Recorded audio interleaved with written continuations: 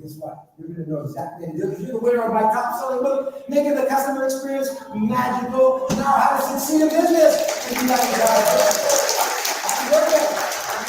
All right, so time out. What? Yeah, time out. How many of you thought me, the presenter, would be giving away a free book in the first 5 seconds of the presentation?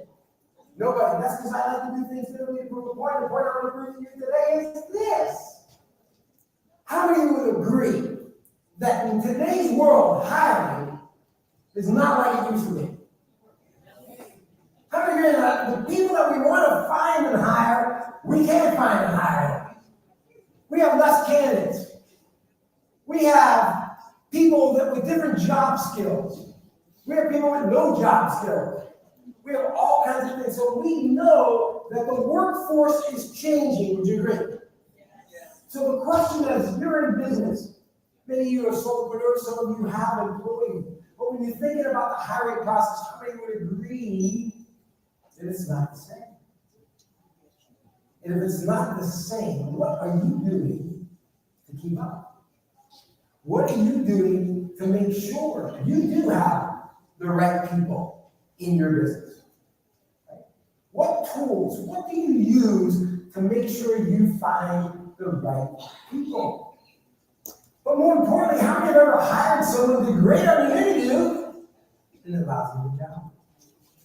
And you're like, what happened to them? It's like Dr. Jekyll and Mr. Hyde. They were great. And then you go, how do I get rid of them? Right? So we know that those are the challenges, but what if you can find interview and hire people that are just like Disney? In other words, people tell me all the time, those Disney people, they're great. How do you find those people? How do you hire those people? How come I don't have any people like that in my business? Maybe there's some things you need to do to make sure you get those kind of people. And let me tell you, they're out there. They're out there. But in today's world, you need to use all the tools and resources to hire. See, as any business, most of you are business owners. And you're probably wondering, my biggest challenge is how do I find customers? Because if I don't have customers, I don't have a business. I don't have a profitable business. I'm broke. And yes, every business owner needs to make sure, or every business needs to make sure they have customers. But in today's world, as we look towards the future, it's not only about trying to market customers. We all now have to be really good at marketing employees. Because I have a lot of clients that I work with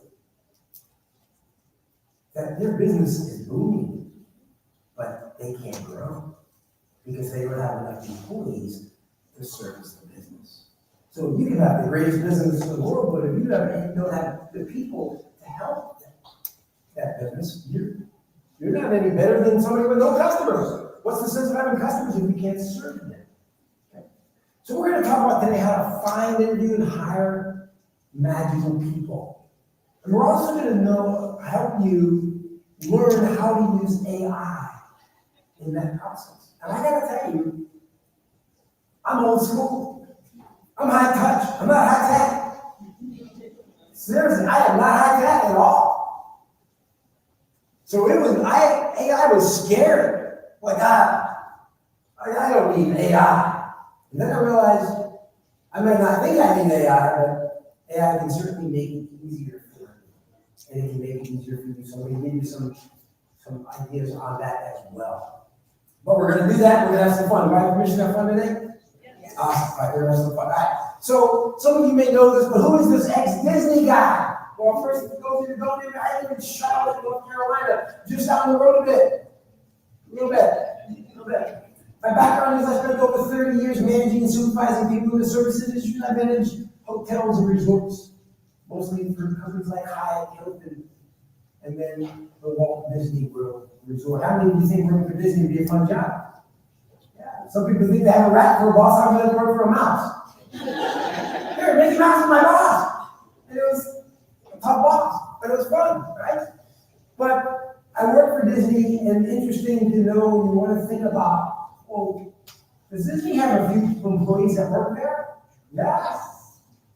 Do you know that at Disney World in Orlando, Florida, They have 75,000 employees. You're thinking, what? 75,000 employees to operate. Don't count the Disneyland property. Don't count the cruise ships. Don't count ABC and the ESPN and all the other. Just count the staff to operate the Walt Disney World Resort. 75,000 employees. So don't tell me you have a hard time finding more than two in your business. Try finding 75,000. Okay? By the way, it's the largest single one location employer in the United States. And so when I travel around the world, people ask me, gee, John, how do they do it? How does Disney get all those great people? How do they walk around with smiling and happy all the time, right? They see a piece of paper on the floor, they run and pick it up. But how many of you know businesses, you can't get people who don't show up on time? They have to flow, fill out paperwork. Remember the Disney singer? Pixie does. I have some at my booth back there if you need something.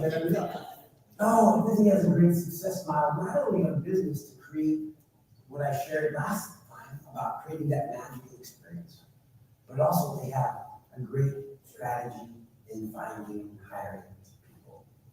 But in today's world, whether it's AI or any other method, there are 50 different ways to find people. We gotta move on. We gotta move on because it's so difficult now to do what we used to do. Put an ad in the paper and somebody would show up. Right? Well, that doesn't happen anymore. But it could. But just because the person shows up, is that the right person? I don't know. So we want to make sure we do that. So we're going to go through some of that as well and talk about that. My background is I went to West Virginia University. I became a country boy because I grew up in New York. And when I got recruited to play soccer in West Virginia, I didn't even know West Virginia was a state. It's like, where? And, I was a city slicker, and they're like, yeah, it's a great place. And, I look at a map of Morgantown, West Virginia. It's close to Pittsburgh. It's next to Ohio. I said, this city boy is not going there. And then I rolled into Morgantown, West Virginia, and fell in love with the people, the state, the university. Okay, so it's a great, great place. But my major was recreation and parks and forestry management. And this is where I learned, when I graduated, the concept of marketing. I needed to market myself to get a job. Now, my major was recreation and parks and forestry management. I wanted to be a park ranger. I wanted to hang out with Smokey. Yeah, he was my idol. And I wanted to be, I've been telling you since I was this high, I wanted to be a park ranger. And by the way, West Virginia was the top 5 recreation and parks and forestry management school in the country. I'm going to get a great education as well. And then as I'm getting ready to graduate, now for some of you young folks, you may not know this or even believe this. There was no such thing as the internet back then. You're probably thinking, how do we survive, right? We did. So I learned how to market, and I learned how to market John Formica. And so I wanted to work for the National Parks or the National Forest Service. So I went on a marketing campaign, and what I did is I sent my resume and a cover letter to every single national park and national forest in the United States once a month. I saved all my money on stamps and post and envelopes and printing, and I mailed it out. Every single one, every single month, and I got no responses. I got no, they had emailed me, it wasn't an email. But I got no one to call me, I got no letters back, I got nothing. Month after month after month after month, now I'm ready to graduate. And it's like, oh my goodness gracious. And then I got this big white envelope addressed to me. And I look at the top left-hand corner of this big white envelope, and it's from the Department of the Interior. United States government. Underneath that, the U.S. National Park Service. I'm in! Don't clap yet. I open up the envelope and I'm shaking. Oh my God, this is the next step. This is where they're going to tell me where to go and how to do this. And I wonder if Yellowstone or Yosemite or, I'm going somewhere, man. Open up the letter. The first paragraph says, stop sending us information.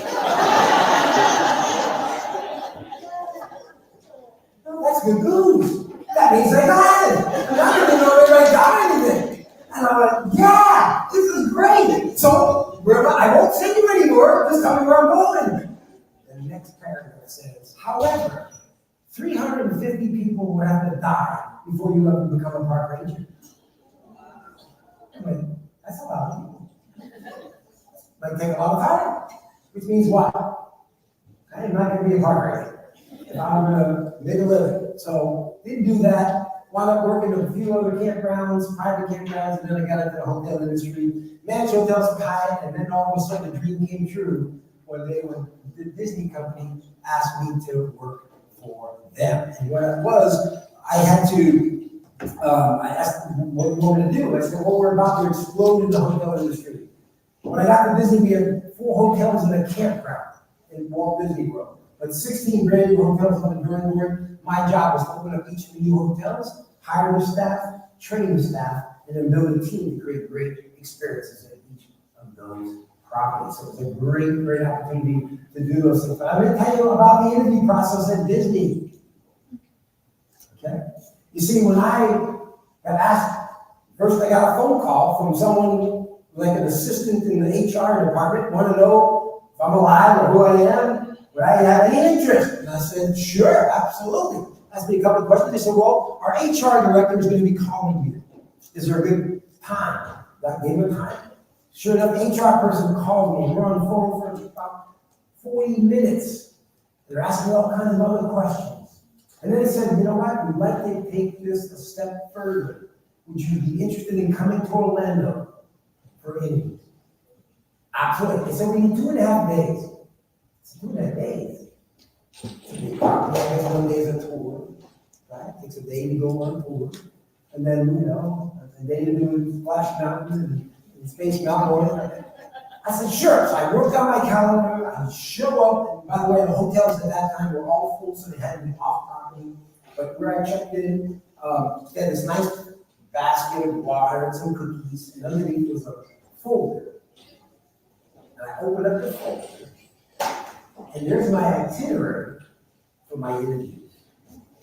8 interviews for each day for the next 2 days. A total of 16 interviews. Every hour, on the hour, with break for lunch, I had a scheduled interview. And that's when I said, I guess I'm not working for Disney. I can fool a few people. I can't fool 16. And it started from an hourly group of people, they call them cast members, in a panel, all the way up to the last interview, the 16th interview, was the senior vice president of the Walt Disney World. And I said, holy moly, after the first day I was exhausted. People are like, oh, you're going to the apartment, I'm going to bed. I'm exhausted. Get up the next morning, trying to get everything going. Boom, 16 interviews. I flew home thinking, I didn't get a job. They didn't communicate, they didn't say, good job, we like it. They just said, thank you. The bellman will take you to the airport. Okay. So I get home, people ask, how'd you do? I didn't get a job. I mean, there's no one. There's no one. 3 days later, I got the offer. And I said, wow. And so I got to open up hotels. It was a great experience. But what message does Disney send people when there's 16 interviews from manager guy? What message do you think that says? Be prepared. You better know your stuff. Be prepared. Yeah. But what does it mean from a hiring perspective? You imagine one. It means it's going to be hard, right? But if you're a company that people will know that they'll hire anybody, they'll hire one bodies if they can breathe, guess who's going to show up for interviews or want to work for your company or business? Anybody. Okay? The key is you have to make sure people realize that working for you and your company is a privilege and an honor. And sometimes people say, well, that means it's going to be too hard to find. No. There are great people out there that want to find and hire and be hired by great companies or great businesses. I don't care how small or large you are. But if you have a reputation that you'll hire only bozos are going to show up. They want to work with you because they know it's easy. So we're going to talk a little bit about that today. Now I get to travel the world speaking at all kinds of events, and again, I'm honored to be here. A lot of mentors have helped me along the way. I'm forever grateful for them as well. But I love this. I love always coming and Jerry tell me to come back. I'm always because I love this small business arena. I love who you all be. And there's my lovely wife Debbie, my two boys Adam and Eric. Adam went to Appalachian State, Eric went to the University of South Carolina. The good news is they both graduated. They both got jobs. And they both moved out of the house. We are free. We are free. Actually, they bought a house together in Charlotte, so they're not very far. I still lock the door once in a while, but they only come over when they're hungry. But let me ask this question. I love about building relationships, and I talk about, remember last year, I talked about that we're in the relationship business, and we need to build relationships with our customers, right? So that we build that loyalty. Well, don't we want to build relationships with our staff, with the people that we hire? And think about the interview process. We want to get to know their story, right? We want to know what they've done, and do they have any experience, or are they any good? We want to know that story. So when you're thinking about that hiring process, we need to find out what their story is. But they want to know ours today as well. And that's the challenge that many businesses have. That now employees have choices. And they don't like it. Oh, I gotta go to work. I don't want to work there. I go somewhere else, right? And so they have so many choices now. Unemployment is so low. Who's going to pay you the most? There's all kinds of those things. They want to know your story. They want to know, are you a company that I want to belong to? It's not just about pay anymore. That's important. You know. But now in today's world, particularly the young millennial generation Z, they want a company that means something to them. Okay? So they're going to want to know your story. Be prepared to share your story. Where you started, what you do, you give back to the community, you pay it forward, you do things like that. They want to be part of that. Okay? So the customer experience, which you know is my favorite thing to talk about, is the next competitive arena. It's where your business is going to be won or lost. So how can you create a plan to ensure that you achieve success? You gotta have the right people. You gotta have the right people. You don't have the right people, you won't be able to build your business. You won't be able to be as successful. You won't be as competitive. So it's about hiring the right people. Okay? So we're going to do a little quick game. I don't know if we can do this because in today's world it's kind of weird, but I'm going to try it. All right? I'm going to ask you to stand up, not yet, but I'm going to ask you to stand up and find a partner, somebody next to you, across from you. It doesn't make a difference who it is. And I want each one of you to take out your car keys or whatever set of keys you are owning right now in your body. On you, your paddles, wherever it is. If you don't have any, you want to participate or you want to get in threes, you can do that. But I want everybody to stand up and take out your keys. Stand up. If you don't have keys, you want to play with somebody else, that's fine. You're not just sit down. But those of you that have keys, don't have any keys, all right? All right, find a partner. Somebody find a partner.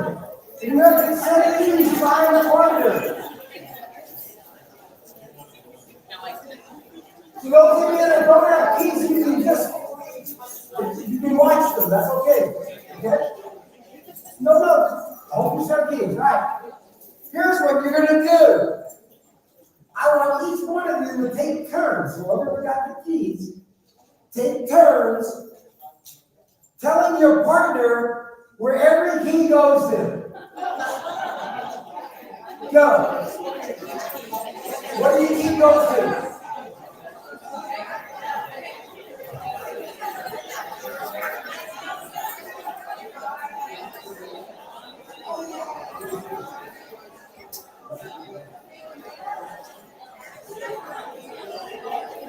As soon as you're done sharing each other, you switch. You switch.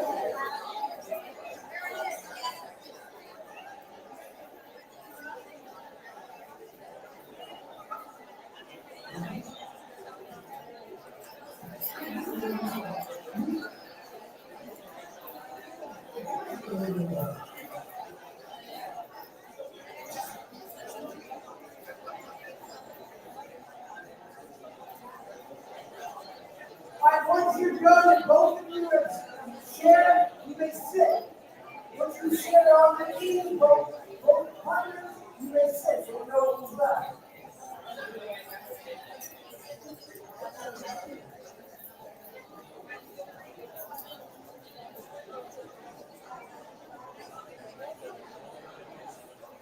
I got like 20 keys. All right, you know the sit. Do you do yours? Okay, so once you're done, you may sit. Once you're done, you may sit. Once you're done, you may sit. Where we at? Where we at? There's people over here. It's got a lot of keys.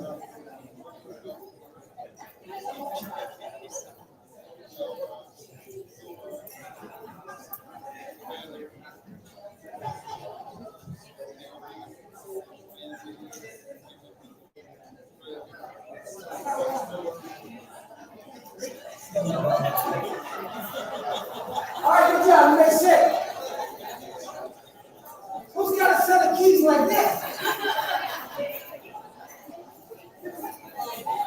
You know what? You knew where the key was. Good job, good job. Yeah, baby.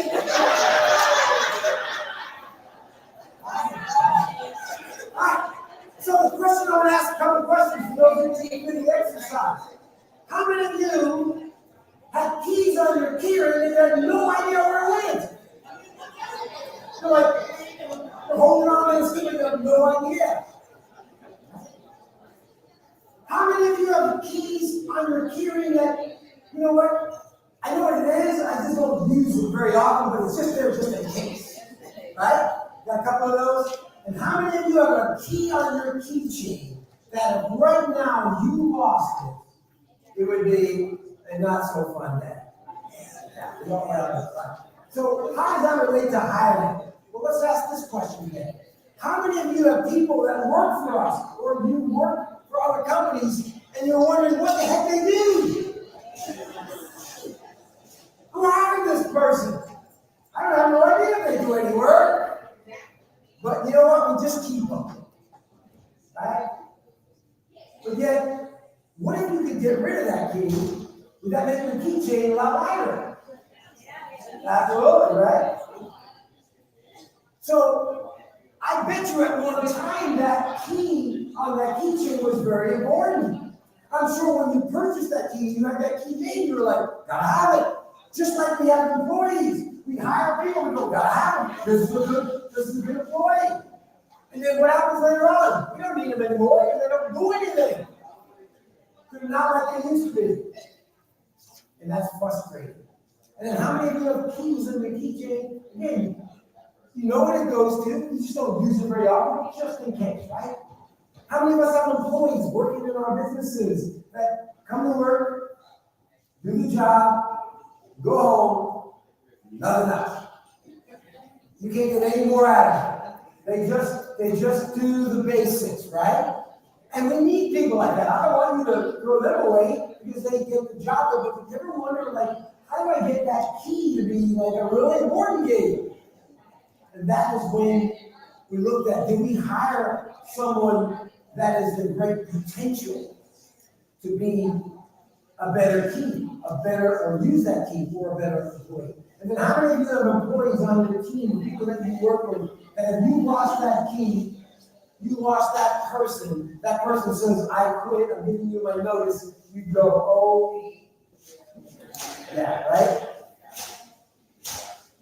We need more of those, don't we? We need more of those so we can replace them. So that's what the hiring process is about when you're trying to do the right thing, okay? So it's important to hire for culture. A lot of people ask me, and my coaching clients ask me, how do I build a Disney culture? Well, you have to hire people to fill your culture. What most businesses do is they hire people, they tell them what the culture is, and then they take a square peg and try to put it in a round hole. And it doesn't work. And then what? 6 months later, they're not any good. They're not the right people that you want. So we've got to learn to hire for culture. Why? Because some of the people that you work with, some of the people that you hire, they want to soar like an eagle. And do you know what they say? It's hard to soar like an eagle when you work with a bunch of turkeys. And the next thing out of their mouth is, who hired those turkeys? And you go, I thought they were good. They were really good on the interview. They had a good resume. And then what? Now they're part of our team, and they're dragging everybody down. They're those extra set of keys that we have on our keychain. It doesn't do anything. We gotta get rid of it. Right? Gotta get rid of it. Yep. So Walt Disney, one of my favorite quotes of all time from my mentor, the great Walt Disney, he said this: you can design and create and build the most wonderful place in the world, but it takes people to make the dream a reality. Would you agree? Yes. So you can have a great product, you can have a great service, but your customers are not going to remember the product or service. They're going to remember the person who served them, the person who took care of them, the person who sold it to them, the person who solved their problem. It's people. So again, we want to define the hiring process and hire for culture. So if you're going to define that hiring process, here's some ideas to think about. Who are you looking for? You need to identify, who are you looking for? What do you want in an employee? What sort of skills do they have? What character do they have? What do they want? What experience? All those things are important. So you say, well, how do I know, John? Well, go back to what your purpose is. What is your purpose? Why did you get in business? Why does your business do what it does? Right? I'll give you an example, right? What is Disney's purpose? In other words, when you get hired to work at Disney, what do they hire you to do? Make magical moments. That won't happen unless they do this. What else? Anybody? You get hired to work at Disney to do this. If you don't do this, you will not work at Disney. Yes. Make sure everybody's having a good time. Close. When somebody said something over here, make sure they feel at home. Make sure they smile. Love it. But they can't do that unless they do this. You ready? Make people happy. You get hired to make people happy. Now, you get a job, you have a task, you have responsibility, you have all this stuff. But they hire you to do what? We don't want to make anybody happy. You think I can work at Disney? No. Why? Because it's the happiest place on earth. They want you to be happy so that you can make the guests happy. Right? So one of the things when we learn, when I got hired at Disney and I went through their traditions training of their orientation, the first thing they'll tell you, even before you get hired, before you even fill out an application, they're going to tell you you're going to work when other people play. Is that okay? And most people say, yeah. No. You know what that means? It means you're working every weekend because you have low seniority. You're going to work holidays. Just by the way, you will be working Christmas Day because it's the busiest day of the year. People are like, oh, don't work Christmas Day. Well, guess what? Don't work for Disney. Doesn't mean you're a bad person, by the way. Doesn't mean you're not any good. You gotta want to work when other people work. Play because that's the happiest place on earth. So the key is what Disney does is Disney uses their purpose to eliminate the people that they don't want. Who don't believe in what Disney believes in. That's how you build your culture. What do you believe in? What do you want? What are the non-negotiables in your company? Once you define those, then that's the criteria that you use to help you. Right? So what is your purpose? Well, most businesses are to serve others, right? In some capacity. Even people who have products, they serve people because their products do something, whatever it might be, right? So if serving others is your purpose, okay, then I tell people never hire anybody who needs a job. They're like, well, that sounds profound. Right? Because don't those people are applying because they need a job? Yeah, sure they need a job. But I never hire anybody who needs a job. Because if I hire somebody who needs a job, this is who they work for. The job. Themselves. Do they believe in what I believe in? I have no idea. They just want a paycheck. They're the set of people that you have on your keychain that you have no idea. I mean, they're okay. They come to work, they do the job, but whatever. You know, again, those people are okay, but if you want to create magical experiences, you want to differentiate your business from everybody else. If you want to be the place of employment in your industry, you don't want average people working for you. Right? So instead of hiring anybody who's a job, hire people that believe in what you believe in. Hire people that believe in what you believe in. And then you're close, right? So hiring is like a casting call, right? You kind of, if I'm gonna find actors and actresses to do a Broadway play, right? They have to audition, but I'm looking for the right character, right? I'm looking for the right person to do that. Right? How do I know if it's the right person? Well, you have to do some planning and screening, right? To figure out what is it that you want. This used to be a challenge because sometimes we don't know what we want, or it's too complicated to figure out what I want. And guess what? AI comes into the picture to help us. Right? AI is now the secret weapon to help you identify what you're looking for, so that it can tell you the criteria you need to look for in order to find those people. What set of skills, what do they need, all those things. We used to just assume we knew what it was. In the old world, I used to say, if you want to know what kind of person you want to hire, go to your all-stars and figure out what they really do, and then duplicate them. Because that's what you want more all-stars. Well, in today's world, AI will find you all-stars, because they know what criteria you will make an all-star. So let's talk a little bit about AI. How is AI changing the hiring in small business? Well, there's some really good things going on. It sounds scary, but it's not that scary. So you can now fill vacancies faster and more efficiently using AI. How? Because they're going to do it for you. You don't have to sit there with a piece of paper or a typewriter or the old school typewriter or computer and figure out what do I want. Just go to AI and say, this is the job I have. This is what we're looking for. And they will help do that for you. Okay? They reduce the admin work. This is the best part. See, if you're a small business and you wear lots of hats, you don't have time to do all this stuff. You don't have an HR department. You are the HR department. So how many of you have to write job descriptions so that you know what that person needs to do, so now you know what to look for when you want to hire somebody? AI will do job descriptions for you. They'll do it for you, and they'll do it a lot better than you can do it, because they take everything into consideration, as you've heard today. Okay? You can even answer candidate questions through chatbot. So they're filling out the application and they want to know a little bit more about the job or something that they need. Again, they don't have to talk to you, they just talk to chatbot. You're still working, you're still doing what you need to do, but AI is helping that process. So it's awesome. You can even auto schedule interviews. So they'll schedule it for you. You hook up your scheduling system, whatever it is, or your availability, and AI will get all your appointments scheduled. So you're not sitting there going, I don't know, can you come in this thing? They'll figure it all out.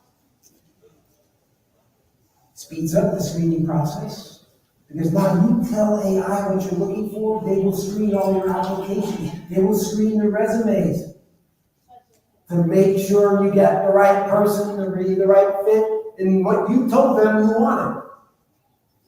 There's no more guessing anymore. They'll do it for you. And I'm going to show you how they can give you effective interview questions. Because everybody wants to know what kind of questions to ask. I got to tell you, I got really good at helping my clients come up with the interview questions that will determine whether this person's a great person or not. And I'm still really good at that. I got a knack for it. AI is putting me out of business. Like, I come up with the greatest question in the world. It's the greatest thing since sliced bread. And then AI comes up with questions and I go, oh, I like that better. Right? I'm not as good as I thought I was. So it's a great way. I'm going to give you some examples. Okay? And so there's some great tools out there to help us. But it makes it faster. You don't have to spend time trying to do this just get into one of those resources for AI, and some of them are free. But ask them, just like you're going to ask them for marketing, you're going to ask them for ask them for hiring help. They will do that for you. Okay? So how do you find great people? How do you find great people? Anybody? How do you find great people? What ways do you do it for your businesses or businesses that do it? What do you do? Referrals. Referrals are good. Referrals from who? From co-workers, some people who work there or people. All right, awesome. How many of you have used referrals before to find people? Does it work? Many times, okay. I'll show you how it can work better. Yeah. So most of the businesses, organizations, clients, people that I work with, I ask them about the referral program. They tell me verbatim the policy, the good is written in their handbook. And it's usually, if you refer somebody and they last 90 days, you get something. $100, $200, $500. Some companies it's a lot more, whatever it might be, because they really need people. They want you to do the work for them. And if you know somebody, you probably have a better way of screening to know if this person's not a bozo. You'll make it work, right? So again, they need applicants. It's not people. Again, the old days, put an ad in paper, people showed up. They don't do that anymore, right? So referrals are good, and many people will use that as a sort of a hook. You want to work for us because we have a referral program, and you can make some extra cash, right? We have $500. You can get $100. So if you know your friends, right? And we're like, yeah, okay, I'm going to work here. I know lots of friends. I can make extra money. And then maybe when you get hired, they'll talk about it during the orientation as they read the entire handbook, and they go, oh, right, by the way, as a benefit. If you get $100, $150, whatever it is, if you hire it, right, something to do with your friends, that's a great program. Again, all that is good. And then what happens is they forget about it. We don't talk about it anymore. And then we wonder, like, how come nobody's referring people to us anymore? You might get onesies and doozies, but boy, that is a great strategy. So here's what I used to do when I needed housekeepers at my hotels. Housekeeping was tough. Try to find housekeepers. So at my staff meeting, let's say this is the staff meeting, I would look at her and I would look and say, okay, there's Mary. Mary's celebrating her 90th day, for this week was 90 days, so she's now an official employee, right? She passed her probation, she's over 90 days. I go, Mary, could you please come on up, Mary? We want to celebrate. Hey everybody, Mary's celebrating her 90th day. She's officially one of our team members. Let's give Mary a big round of applause. And Mary got there, she was shy. Everyone's going, there, way to go, Mary! And I go, well, wait a minute. Heather referred Mary. Heather, are you here? Heather, you come on up here, come on. Because if it wasn't for Heather, we'd never find Mary. Isn't that great? Heather, come on up here. Let's give Heather a big round of applause. And Heather be up there going, I just referred to my neighbor or whatever it might be. And then I go to Heather. I go, Heather, we have a referral program. And she goes, oh, yeah. I go, I don't know if you remember, we have a referral program. And if somebody you refer gets here for 90 days and they make their probation, you get $100. Back then, that's what we did. And so Heather goes, wow. I go, oh, wait. And then Heather would be right here. I say, Heather, hold out your hands. And I would take 100 $1 bills. And I would in her hands, I go, come on, everybody count. 1, 2, 3, 4, 5. We're like 78, 79. Now money's like falling over. So like, everybody's like, it's a lot of cash. How many referrals do you think I got the next day? I got a lot of referrals. Because I made it a big deal. And then HR used to say, you can't do that, it's got to go in their paycheck. Law. I'm like, you're full of baloney. You figure it out. I need housekeepers. You figure it out, it goes in their check and all that good stuff. Right? I don't care if they have to give the money back. I'm doing it in front of everybody. But the key was we got to make sure they know about it. So that's the point. What else do we use? Any other way? Coach. Huh? Poaching, yeah. Go steal something from other companies. Yeah, like that. We don't really, we borrow. Right? We're just going to use them for a while until we stop. Well, guess what? You can borrow them because they might like your business or not like your business, right? If they don't like your business, they're going someplace else, right? So, what other ways? Job boards, like Indeed. Job boards, college campuses, all kinds of ways of doing it, okay? So you have to kind of figure out how to do that, right? How about some of these signs posted in your store or your front? Now firing, apply within, positions available. How about this? Now hiring full-time losers. Boys, you're hiring low-paid, bad hours, jerks boss, apply now. Now hiring people that show up. Some people have to be creative because now hiring signs are like all over the place, right? What about this? What if you're always on the lookout for people? See, hiring now in today's world is a 365-day, 24/7 job. Everybody in your business, everybody in your company, everybody's got to keep their eyes and ears open. You got to talk to your neighbor when your neighbor says, "Hey, John, how's everything going?" I'm going, "Great." "Hey, I'm looking for somebody." You know anybody? I'm going to say it. I meet somebody anywhere. I'm going to, because I don't know who they know. Always out there looking. Okay? How many of you ever found someone that you really like and you didn't know how to approach them? You can't just say, "Want a job?" Right? Because that's not fair. They already have a job. Right? So the best way to do this is to make them understand that you've noticed something about them that maybe their boss has. That's a great way to do it. Quick story. I'm working for Hyatt Hotels at the time, and I'm managing the front of the house of a 5-star Hyatt hotel called Park Hyatt. And I always need people, whatever it is. And I live in Northern Virginia, and I always, it was about a 45-minute drive to get to work because the hotel was in Georgetown. And every day I would get to this Dunkin' Donuts about 6:20, 6:25 every morning. I would walk into this Dunkin' Donuts, I would get a cup of coffee, black, nothing else in it. I would give them a $1 bill, back then it was only 50 cents, they would give me 50 cents change, I would take the 50 cents, put it in the newspaper stand that they had, and I would take a USA newspaper, and I would read it on my way to work. Because we didn't have a phone. Sorry, hard to believe this, we didn't have a phone back then, okay?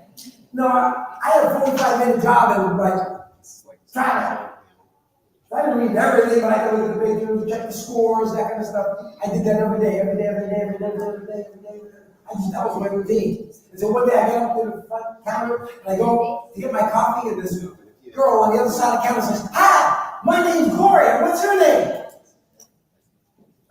"John." "Hi, John. How are you today?" Good.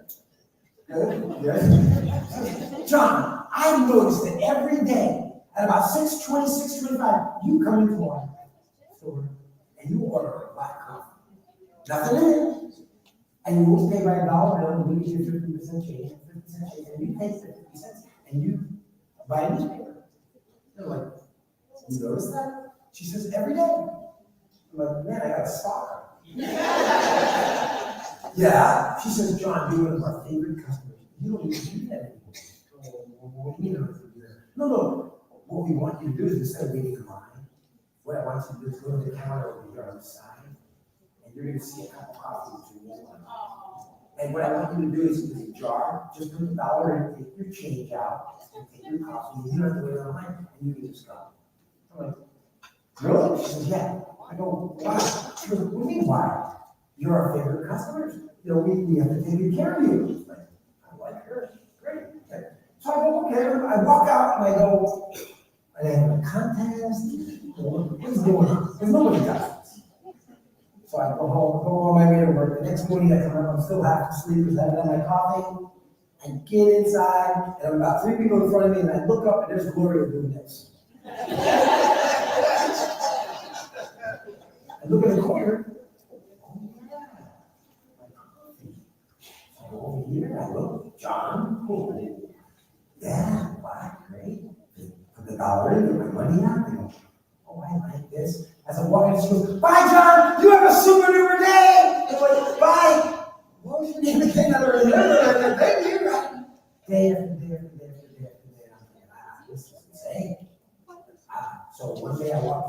I got my coffee, there's nobody in this. I said, I just want to thank you. This is great. Appreciate this. You know, is there something you're doing? And Senator, she goes, no, John, you're our favorite customer. We love you. I'm like, okay.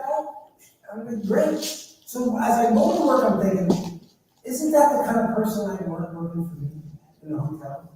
Don't you want somebody guest service oriented, somebody's gonna go out of the way, someone's thinking in something, how do I get it? How do I get it? So the next day, I got a walk in, nobody else there, actually some people there, actually nobody there.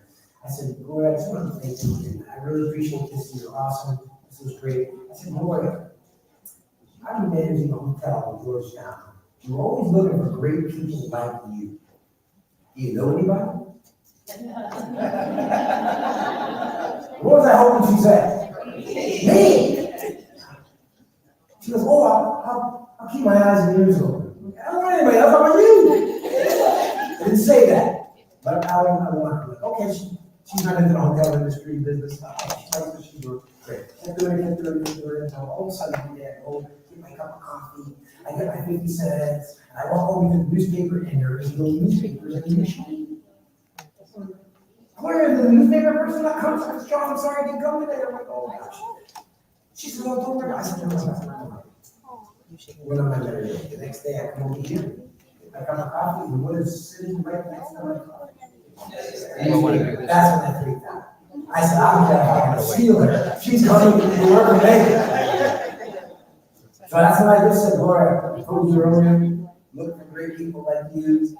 Would you be ever interested in coming to work for me? Because you are awesome. You're great. She said, oh, John, thank you very much. I'm very flattered. But I'm trying to be the next assistant manager. What else? Assistant manager. You ought to run the Dunkin' Donuts franchise. You're awesome. She said, thank you. I'm like, all right, try it. Right? Try it.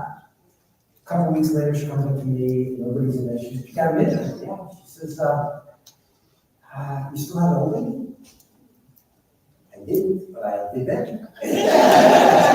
Remember those keys you want to get rid of? I'll find them too to get rid of them. I said, yeah, what's up? She goes, well, I got a new manager. We're not getting along very well. I said, not getting along well? What's the matter? He says, I'm spending too much time with my customers. Well, here's my card. Now, did I have to interview her about it? I mean, formality-wise, but I knew what I wanted and I saw it. When your eyes and ears were open, it works. Here's the neat thing, finish the story. We put Gloria up for Employee of the Year in our hotel. And, right? Every manager voted for her. So even if you had your own employee, you're like, no, next year. I'm going to Gloria. She makes impact. And then Gloria, we put her up for the Hyatt Hotels Employee of the Year, 450 hotels at the time. And she made the final. And we get to Chicago, we're all fired up. She won. A full, everything paid for airfare, hotel, and anywhere in the continental United States with $1,000 spending money. It was awesome. But here's the thing about Gloria. She's the only person in my knowledge who has won that award twice. And guess who hired her? So again, always look, here's some ideas. You can, right? This is one of my clients, is a country club. They need help trying to find people. So we created this card. So you can hand it to somebody, right? We should talk. You have that spark, right?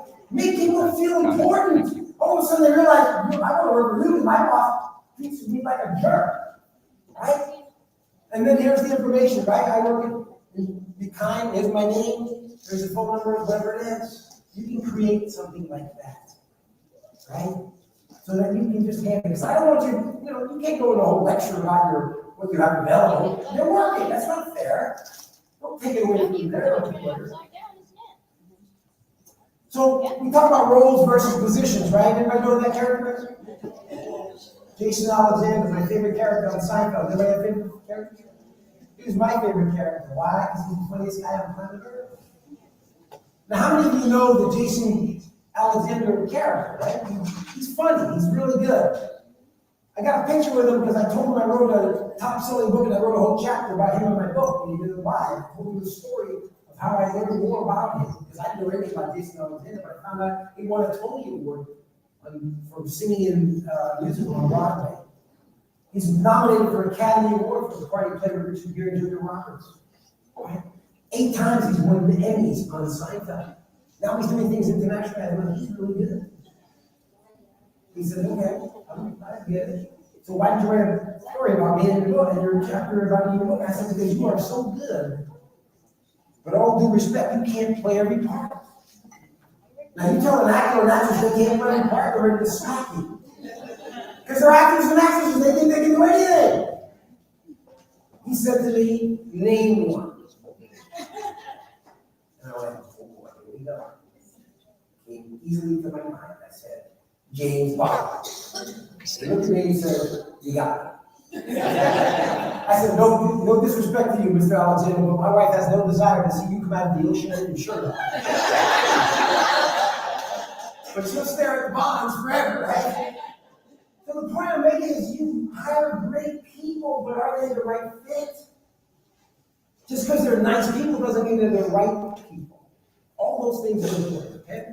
So because they're the face of your business. They're the face of your business, yet you hired them, and you hire a wrong body. Guess what? That's the face of your business.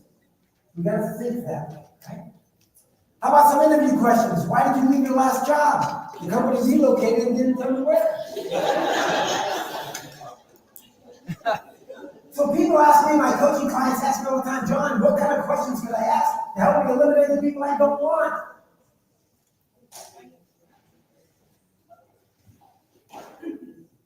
There's a secret now.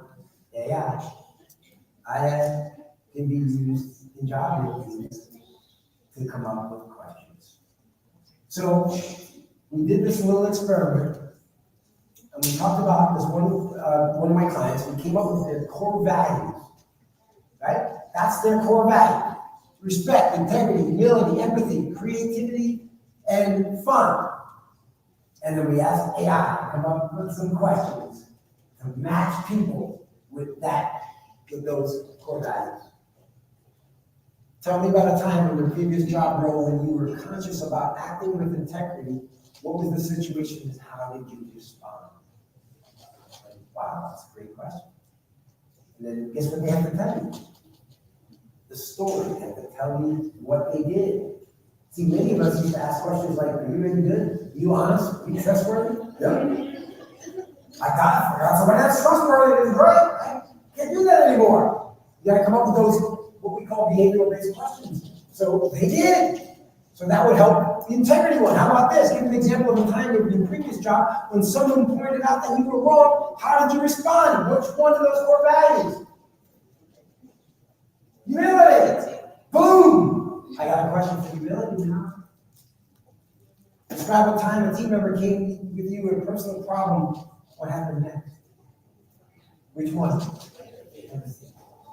So no matter what your core values are, you can ask AI and it will tell you a question. Again, I am really, really, really, really good at this. Why? Why do I need to be good at this anymore?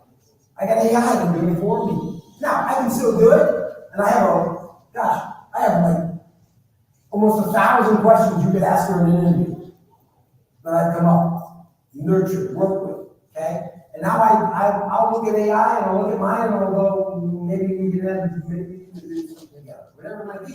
But they're doing it for you. So now you have a set of questions ready to go to ask to interview somebody. So tell me a little bit about yourself. Where do you want to be when you grow up? Give me your strengths and weaknesses. Those questions don't need a darn thing. You know why? Because someone interviewed you for a job for you. Know that you are going to ask that question. What are your strengths and weaknesses? So they now ask AI, how can I answer that question so I look really good? Right? So again, you got to be able to be one step ahead of it, right? So here's some questions you can take a picture of this when I'm done. But these are the ones that are And again, particularly in a customer service, customer experience type role, service industry, happy optimism, positive attitude, don't you want people like that? Yeah. How about genuinely like others, kind and caring, don't you like that? How about curious willingness to learn, right? They gotta learn the job, they gotta learn to do what they need to do. Pays attention to details, desire to be really great at customer service, and then empathy for others. Those I found are the magic formula to finding great people. So just think of those categories and go ask AI to come up with questions that you'll identify people who do those things. There you go. Okay? So we just did your homework for you. Okay? Everybody got a picture of that? So here's the challenges and risks of AI. There are some challenges and risks, would you agree? With everything else, it's not perfect, but there are some challenges and risks. It's not suited for every business. Would you agree? Nice. Some of the little smaller businesses are the one whatever it is. Sometimes tech failures, you're going to miss out on some prime candidates.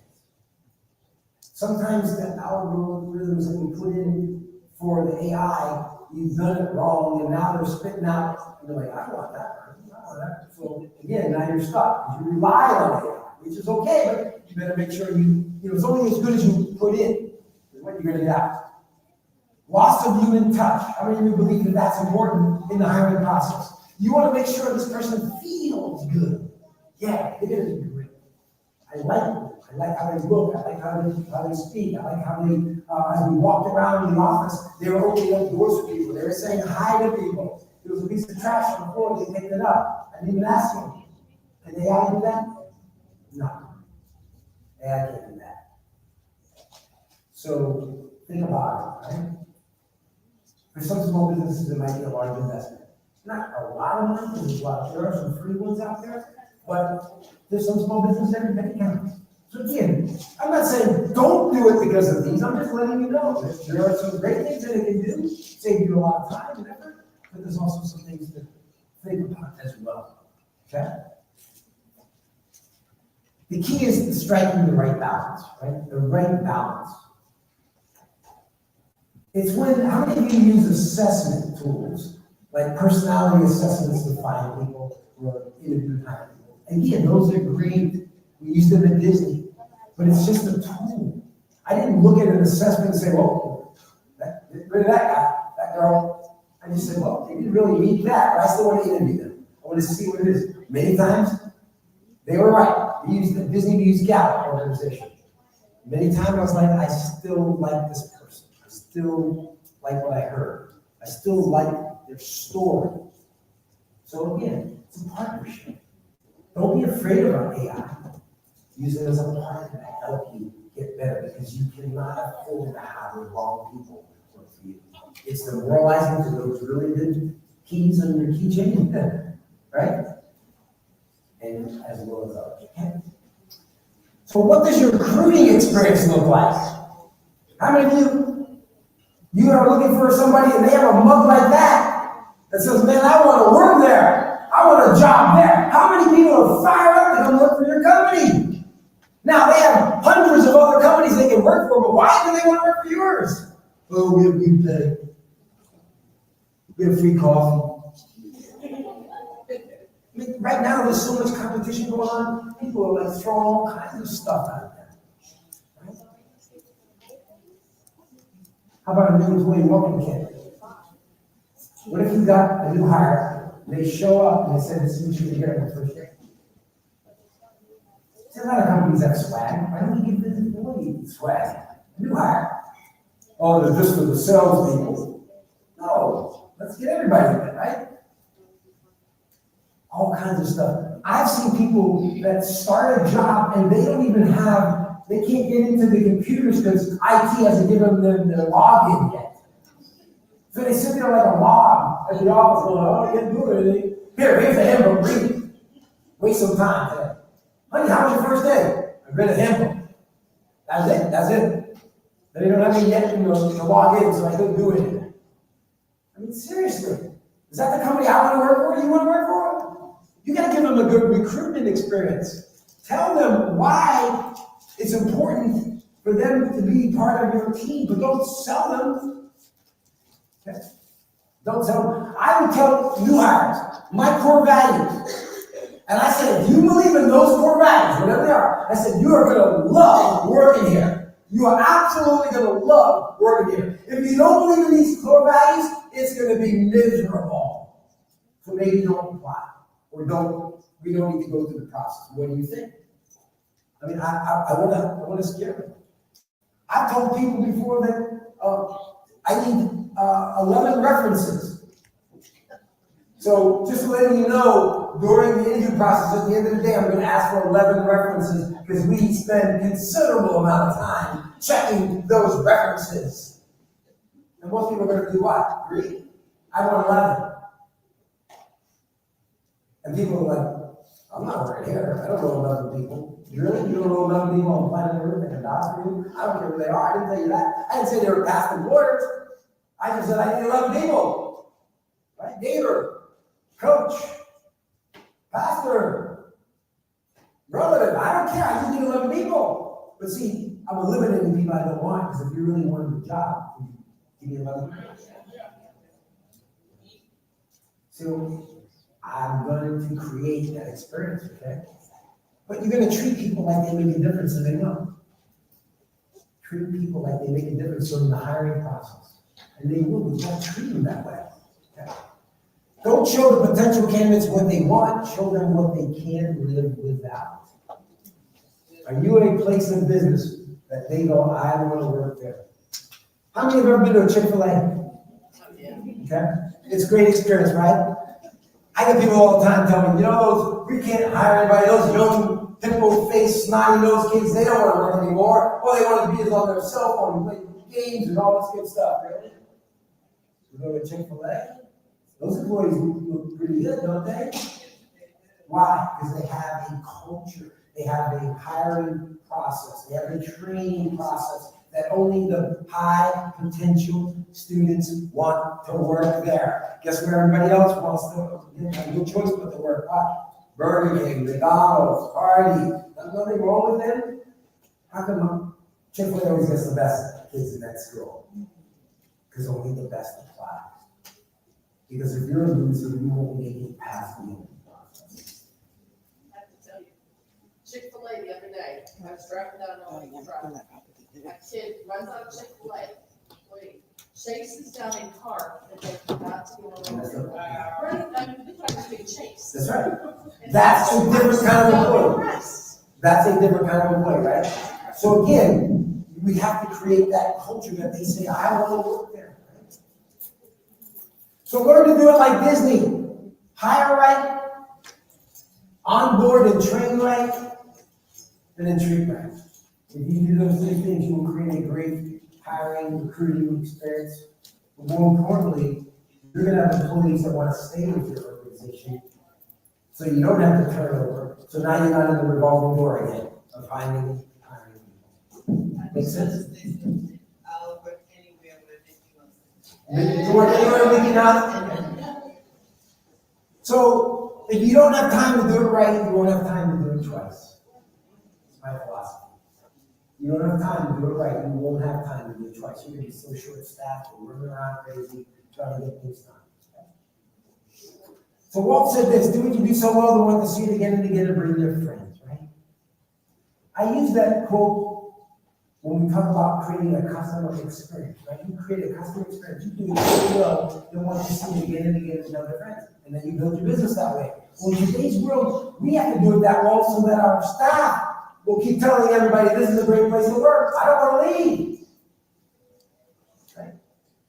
It's kind of like if you have a leak and you just put buckets of water or buckets to hold the water because it's leaking, you can buy as many buckets as you want. What should you try to do? Fix the leak. Get better buckets. That ain't gonna work either. What is causing the leak? What are we doing as a business that we can attract great people or keep great people? We gotta sometimes look at ourselves and our businesses. Right? All right, John, can I was gonna say, we wanna wrap up. Yes, sir. Because we We're got good. a little over. So it's it's 3:00. We're gonna let John wrap up and then get to our next session, because the person before went a little bit over, and we wanna make sure that we respect your time. Absolutely, absolutely. So here's what I would do, if anybody needs some help, everybody's got a handout, if you don't, I got some extras for you on the bottom of the handout. If you want some help, whether it's hiring, whether it's creating an experience, whether it's leadership, whatever it might be, and I think this front row may not have it, take some over there, fill that out, and I will give you a free 45-minute strategy session call with me. And I'll tell you whatever it might be, I'm just gonna solve the biggest challenge, whether it's hiring, leadership, customer experience. It's my way of giving back, thanking you all for being here. Sign up and just drop it off. There's a business bag there, but there's also a bag at my booth as well. Still have some books available. Come see me if you're interested in a book. Investment is actually a nice training guide. There's actually a whole chapter hiring that as well. Okay? But I always end my program with a great quote from Winston Churchill. It goes like this: "You make a living by what you get. You make a life of what you give." I want to thank Ginny and Jerry. Let's thank them for a great day. All right. We have another applause for Jerry for Monday. Thank you so much. And what we're gonna do is, I'm gonna do something really quick so we can activate everybody. Make sure you guys stand up for me. Woo! All right. Now, this is so funny because it is a special person in the back, Dodie, from the SBTDC. Raise your hand. So her mom saw me outside this morning and she said that I know the definition of boho chic and she loved it, right? So I said, I love that. She wrote me a poem, sent it to her. And then she also told me that I should do the hokey pokey. And I told her we might add that into today, okay? So does anybody remember the song, the hokey pokey? Okay, y'all ready? Who wants to lead it for me real quick? And then we're gonna transition to our next. Okay, come on, we're gonna have somebody do the hokey pokey for us real quick and transition into our next session. Come on. Are you ready? Come on, put your hands together. All right, now shake it. You're gonna put your right foot in, take your right foot out, or put your right foot in, and shake it all around. You do the hokey pokey and you turn yourself around. That's what it's all about. Put your whole self in, take your whole self out. You put your whole self in and you shake it all around. You do the hokey pokey and you turn yourself around. That's what it's all about. Hokey pokey! Hey! Now we're going to get into our next section really quickly. And this is going to be something that will help you, especially if you know that you need to get those emails out.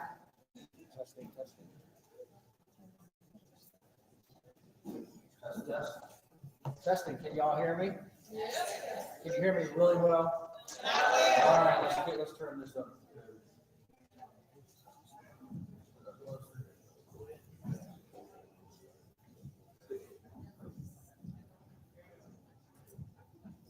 Y'all know this one? You didn't even know you were looking at today. Test, is that a little bit better? That's better. All right. Here we go, y'all. We're gonna get, and by the way, thank you. I was totally gonna do that. You were? And now we have extra time. So, my name is Eric Wesley Deeds, and that's right, life renamed for a marketer. It's a little much, right? Well, it's Google. It's Google because all my prospects tried to find me online, which is 4 pages of what the name Aaron means. So thanks to my grandfather, I went ahead and popped the middle name in there. By the way, the sunglasses, if you got sunglasses for me today, part of the deal is you have to wear them during this whole session. Actually no, because this is where lunch is starting to settle in, so we're going to keep your weight. So today, what I'm going to bring to you all is a little bit more on the side of application in real time. So this morning we heard from Frank and Toya, and we heard all about the AI, the overview, the practical strategies, some ways you can apply this to your marketing. And today we're going to be taking a quick look through Constant Contact's digital marketing platform, specifically how AI is infused right into there, and So we'll start off with just a couple very short videos. One of these you all may be seeing on TV very soon if you haven't already. Sometimes, the only thing more difficult than running a business is finding the right words to market it. Lucky for you, our new AI content generator doesn't sweat words. Just tell it what you want to create, enter a few details, click generate content, and in just seconds it will give you options to build from or leave as is. Writer's block? Not anymore. With artificial intelligence doing the wordsmithing for you, you can craft the perfect message in the blink of an AI. Pretty cool, right?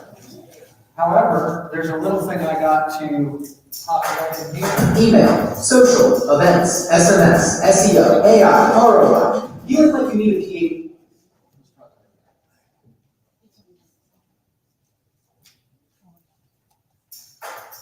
Email, social, events, SMS, SEO, AI, ROI. You look like you need a PhD and a lot of free time just to start marketing your business these days. Let Constant Contact do the heavy lifting for you and help you reach your audience in all the places they hang out online. Now, with a few clicks, you can get a marketing campaign that works across email, social, SMS, and more. No PhD required. Plus, that campaign is completely tailored to your business and goals. Your business wasn't built today, but with Constant Contact, your next marketing campaign can be. Okay, so in the interest of time, obviously that was not a commercial. But we don't really have time. Well, I guess we do have time to restart this. We're getting there. So, now that the videos are behind us, I think we should have some smooth sailing. How many of y'all have heard of Constant Contact in the first place? Yeah? Okay. The reason for that is that about 25 years ago, they were pretty much the flagship product for email marketing small business. Their goal originally was to create a platform that was for non-technical people. So small business owners, nonprofits who needed to do marketing in an easy fashion, get the word out, and not have technical expertise to it. So they built a platform with that in mind. But how many of you all know that the SBC has had a relationship with Constant Contact, a partnership? How many of you all are aware of that? So for a couple of you, 20 plus years, Constant Contact, the Small Business Center, have had a national partnership. What that means is deep discounts for you all on the product. It means coaching, support. It means free graphic design inside of your accounts. And it means ongoing training and Constant Contact support. So how I know some of you all in the room is that I do webinars regularly for the SBC here. But guess what? I'm all the way in Nashville. Anyone heard of the little town called Brevard, North Carolina? You have? It's amazing. So there's 5,000 people. So I know we don't have a lot of time today, but I just want to quickly set the table for how I'm even here. In just 2 minutes. 15 years ago, I was in a rat race in DC. I was in the concrete jungle, just bumming around up there. The internet popped off. I thought, how can I work for myself? I started researching, trying to figure out how to have business online. It was about 08, 09. Google was just born. Facebook was taking its legs. And when I started to get a little traction, I realized, why am I sitting here in the concrete jungle of Washington, D.C. in this overpriced townhouse? So I ran for the hills of Asheville, and I was probably going so fast down 81 that I went an hour past, all the way down to Brevard. I'm almost in South Carolina, okay? So I'm down there, I'm in the forest, you know, with my computer, and my wife, who had hung up her legal assistant job, become a dog owner. She's down there, we got lucky, she got a job, one of the companies in town needed help. Quickly, I'm on her, have your own business. Do your own thing, make twice the money, control your hours. Eventually, she says, okay, cool, sounds good, let's do it. And then I realized I had not fully thought that through. Okay, DC corporate, to, by the way, sidebar in the service industry, I couldn't take the office job. To direct sales online of info products, non-geographic specific. To town of 5,000 people, service-based, brick and mortar business. What in the world was I doing? So I quickly sought out, guess who? My SBC and my chamber, and I started going to Constant Contact topic. So 2012, you got me, a marketer, but not really understanding small business marketing. So I had to go figure all this out, bootstrap it up, and I eventually went to enough of these topics that I think they were like, don't let that guy in again, or give him the mic. And so the rest is history, y'all. For 12 years, my company Activate, which I really created without planning to, just the need of all the businesses in Brevard and Western North Carolina and Asheville, and then beyond, Pastor Contact said, hey, we only have one person running these topics for the SBCs in all of the Carolinas. Y'all ever heard of Nonprofit Girls on the Run? Anissa Starnes started that. She's a friend of mine. She was the speaker running around to all the SBCs and the chambers all over the Carolinas. So that's 12 years somehow valuable. And when they said, Jenny said, would you come in person? Yes, I would love to come in person. I've been doing webinars for I don't know how long. In fact, I was leaving. Do I look okay? Is this professional? Because I was leaving on my 6-hour drive yesterday, and my wife said, what have you got? Hold on, I'll get back in here. What? This is great. She says, you have your swimsuit is on your bottom. Because I've been doing webinars for so long, I have all these beautiful tops. And who knows what's going on, you know? My robe. So, and I said, but all right, but the tennis shoes are staying. I wouldn't give up on the tennis shoes because people have to do that. So if people have to do that, I'm good. So here's 10 minutes on why we need to focus on the digital marketing platform of email. Now, in addition to that, there's social, there's text, there's all kinds of campaigns you can do. You want to make sure you have a great website. If you have an app, you want that to be really engaging and converting. But basically what we need to do before we look at AI in products is we have to understand where should we be spending our most of our time in digital marketing and why. Okay, and the reason why we need to know that it's email marketing. Wow, this is not going to go well. These are 2 slides for each other.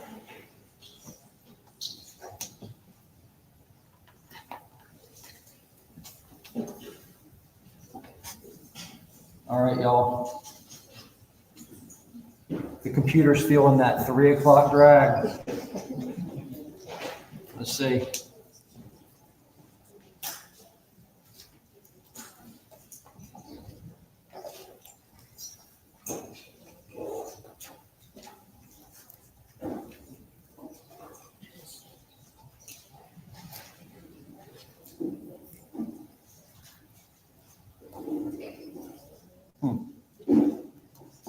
Well, we almost got it.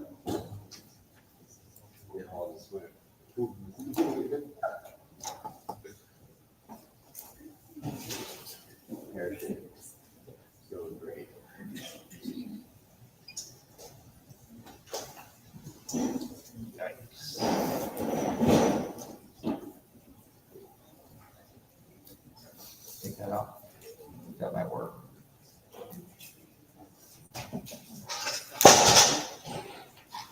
You do the hokey pokey and you turn yourself around. That's what it's all about. Hokey pokey. You know what I'm going to get the PowerPoint?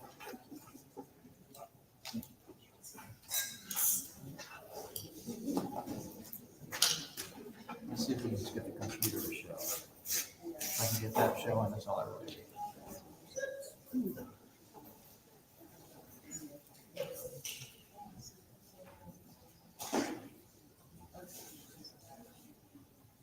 Okay, y'all, I've been doing this for 10 years. I don't need no stinking PowerPoint. That's right. That's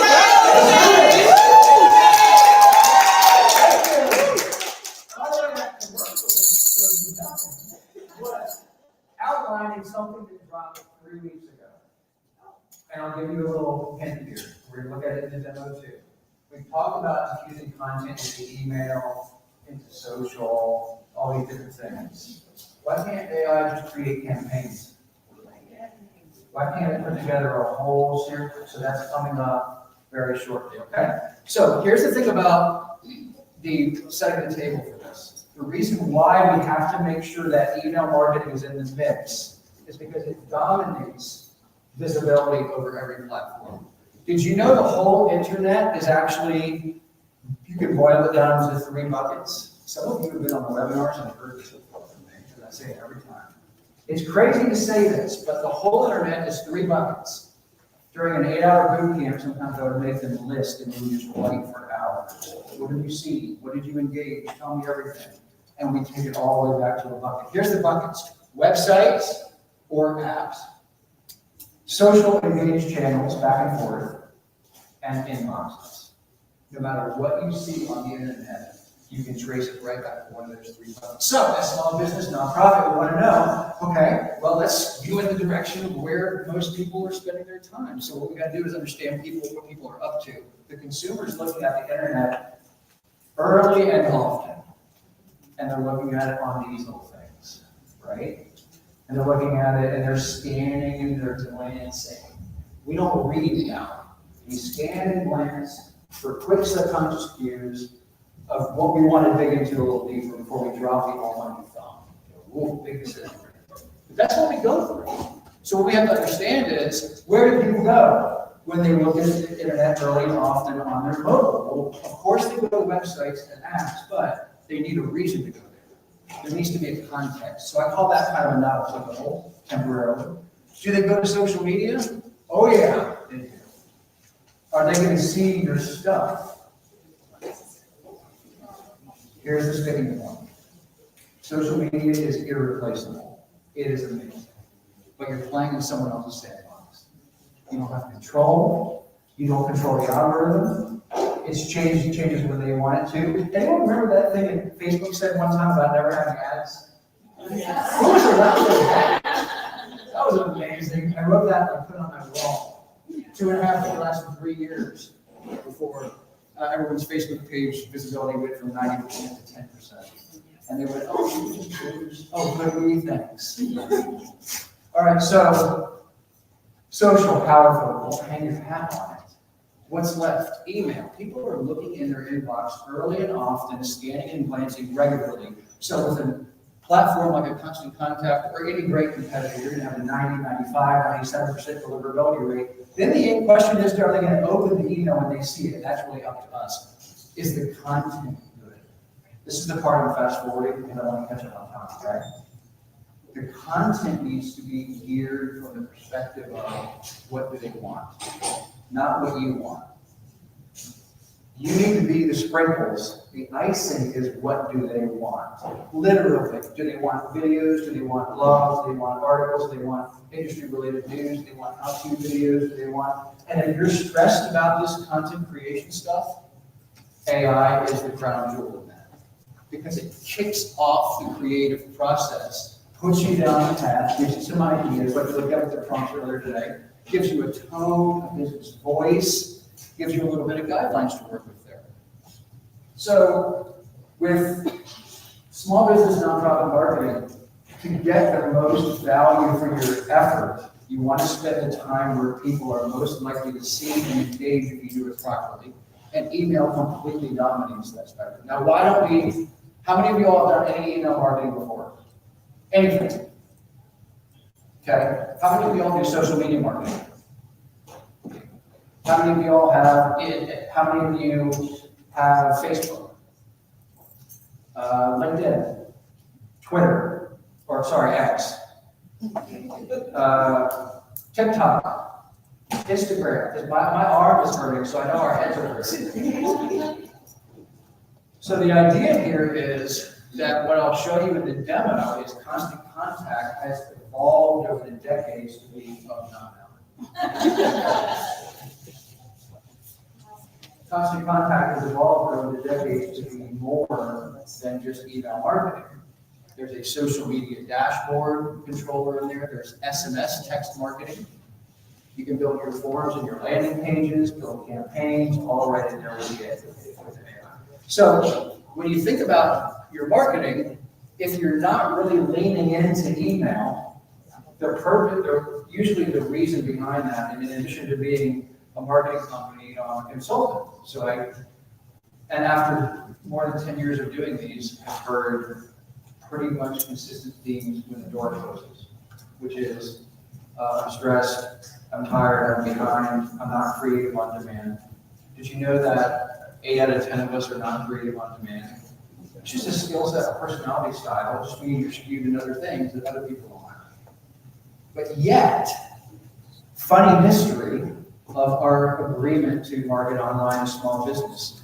Who was around when the website came out? Remember that? Who you guys paid your $10,000? So like 3 years later, everyone's like, okay, the hangover's wearing off. We had a lot of website parties. We're not tracking. Hey, thank you. That's why email marketing was boring, y'all.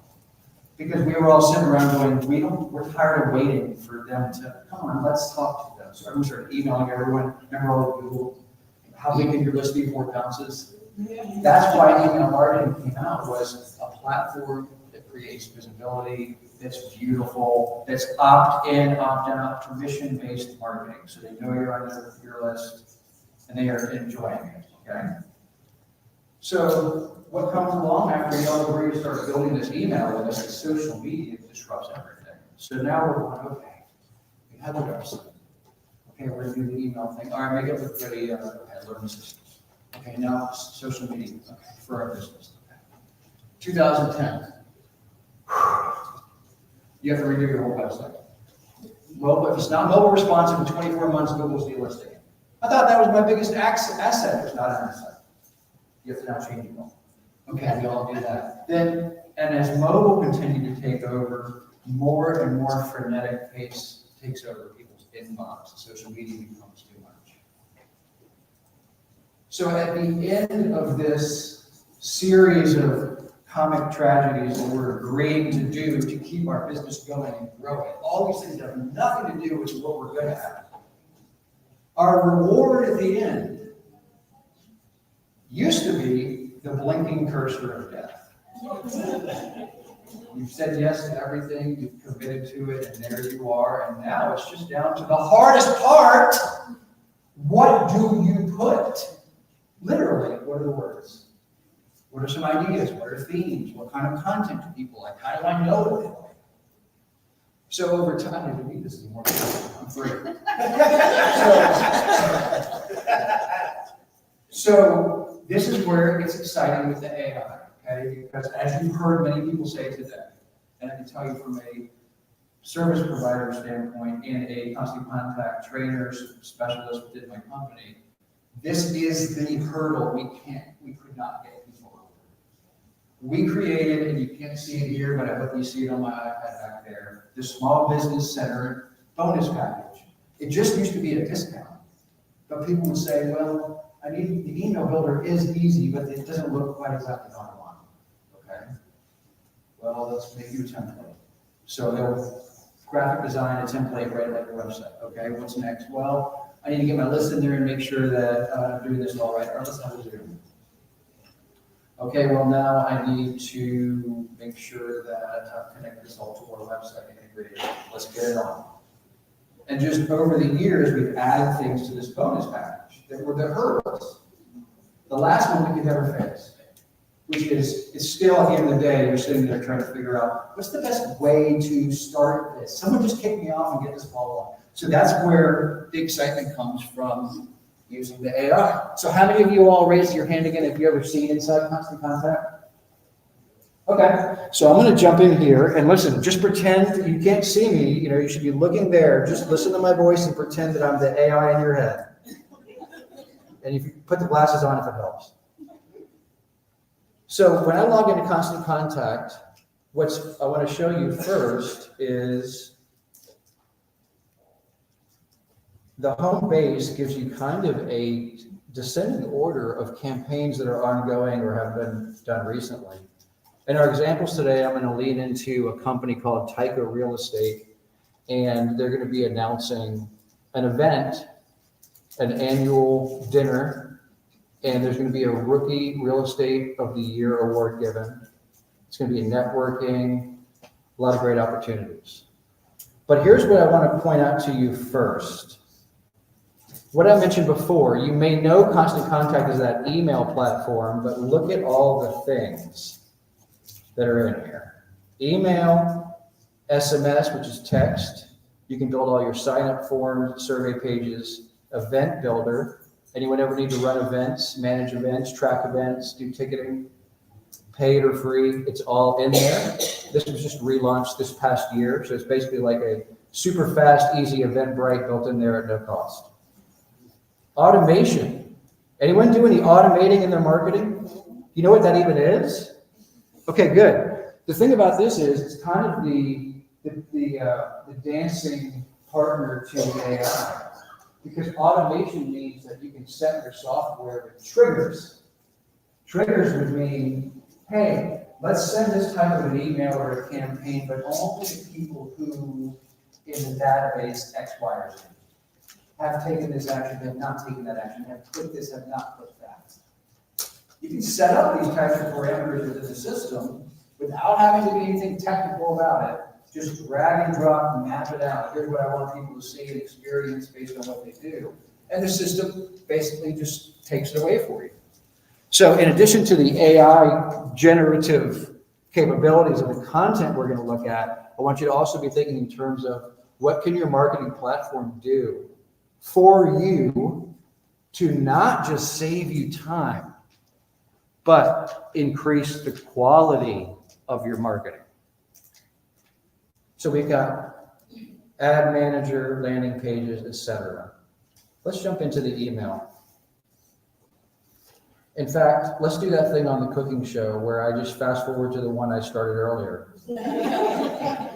We're going to do a little bit more of that today. Here's Tycho's email. And just a quick note as I'm in here, I can't not show you how easy the Constant Contact Builder has become. It was always the easiest, but now you can just basically drag and drop pre-cooked sections, blocks, videos, all kinds of amazing stuff. And in a setting up here, which I'm not going to get into for sake of time, it's called Brand Kit. You can just basically say, this is my company, this is my colors, this is my logo, this is my website, scan it all, save everything. So then you're going in here, you're building an email, let's say you're Tycho, you go in there, all your colors are already ready. Your logo is already in there, your contact information is hot linked, your social media buttons are never broken, they're always connected to your brand kit. So it's this fail-safe within the fail-safe. All of it drag and drop. Say that again? All of it is drag and drop. It's all drag and drop. And you're going to see this if you go into Constant Contact's Event Builder, Landing Page Builder, Form Builder, all the different components of building marketing assets in here are the same drag and drop style. In fact, how about this? Oh, I need 3 sections and I have to do this quickly. Okay? But that's not even really the point of the demo. I just want to show you that on the Zooms I do for people in the SBC, we send out emails in like 5 or 6 minutes. And they just can't believe it. Because before it was this struggle of creating it, making sure it's all perfect, sending 1,000 previews, wringing our hands about it, looking at it on all our devices. And now we've got these guardrails on that kind of help us. By the way, follow my cursor in the top right. We don't have to worry about messing up anything. You can undo everything. You can redo it, you can undo it. But for the AI component, take a look at this. As soon as I add a text section, and I start engaging that text section, along the top, what you're going to see is very similar to a Microsoft Word. It's what you see is what you get, type editor, no surprises here. But look what's hanging up in the corner. They write with AI. So at any point in your email, including a blank email, you can literally insert an AI block. So for this example, we talked about this specific event. I'm only pulling a few key phrases here. Look what's on my screen if you can read that. Tycho, power broker reception dinner, real estate rookie of the year, date, location, time. Let's see what it comes up with over here on the left. What do I want my tone to be? You'll see this throughout, and they mentioned it earlier during Toya's session, finding out what your company's brand and tone is, what the personality is, but then what's the tone of that specific campaign? Is it fun? Is it, or the holidays, so it's different? Or is it informative? Is it specific, announcing an event? Should it be urgent? In this case, let's use enthusiastic, because I'm sure you can tell that that's me. I really haven't been out much lately. So here's what we got. And they even used emoticons, be still my beating heart. Get ready to experience the celestial event of the year. Wow, Miami real estate realtors, Tiger Power Broker reception dinner. Join us as we honor the brightest star in the real estate galaxy. Whoa. Okay, calm down, AI. Don't miss this opportunity to shine like a supernova in the South Florida real estate scene. All right, so what do we want to, now listen, what did every speaker say? This is a jumping off point. And you can erase and restart and change tone and put it in there and see what that machine comes up with again. But let's just insert it. Actually, let's get rid of what I had in there before. No, I don't have any free gifts, but I do still have sunglasses for anyone who has a suggestion. What is wrong with this section right here I'm working on right now? Say again? Too long. Yeah, way too small. Your email and your content really needs to be up into the 14, 16, 18, 20s. That's fine. Because guess what? The most highly performing emails are single topic. Doesn't mean it's a rule, but in the terms of what people are looking at and engaging, they're looking at content in short, quick bursts. Scanning the inbox, dropping the thumb. They don't want to be scrolling most of the time. They also don't want to be having to think about it and work out what this is about. We will not do work to figure something out. We, the collective consumer, will scan, will glance. If it's not applesauce easy with nothing to bite, we'll get distracted or change something on our phone blows up and takes us away, and we'll just sort of, fade off. So keep this in mind. This is a starting point for your AI, and we can choose to do it in there. Well, what are the other ways maybe within the email builder that we could use AI? Well, I'll tell you this. One of my favorite things is called check for errors. You ever go bowling and they have those balloons in the gutters? I love that. So reaffirming. Just to keep bowling strikes all night. So this is that. You can go in there, you can undo, you can redo, you can think you've made a mistake, you're not sure, but you never have to worry because you can have this thing scanned and it will say, hey, suggestion on your subject line. Hey, we found a button or a link that's not connected. And I say, all right, take me there. And it takes me there, y'all. So it's bumper bowling right here. What other ways could AI help? Well, the number one most important thing with email is once you're building that list successfully, is getting it open. It'll open, nothing else matters. It's just, boom, it plugs out of the wall. So what makes them open it? Subject line. But I want you to keep that. Don't look at your phone because I know what happens when that happens. But imagine looking at your phone. The second line down here in your what's called the preview pane, you've got subject, you've got who it's from, then you got subject line. But what about those two lines of text underneath? Those are called pre-header text, teaser text, whatever you want to call it. Usually it's slurped up from the top of the email, whatever the text is. In Constant Contact and in good platforms, you can customize this.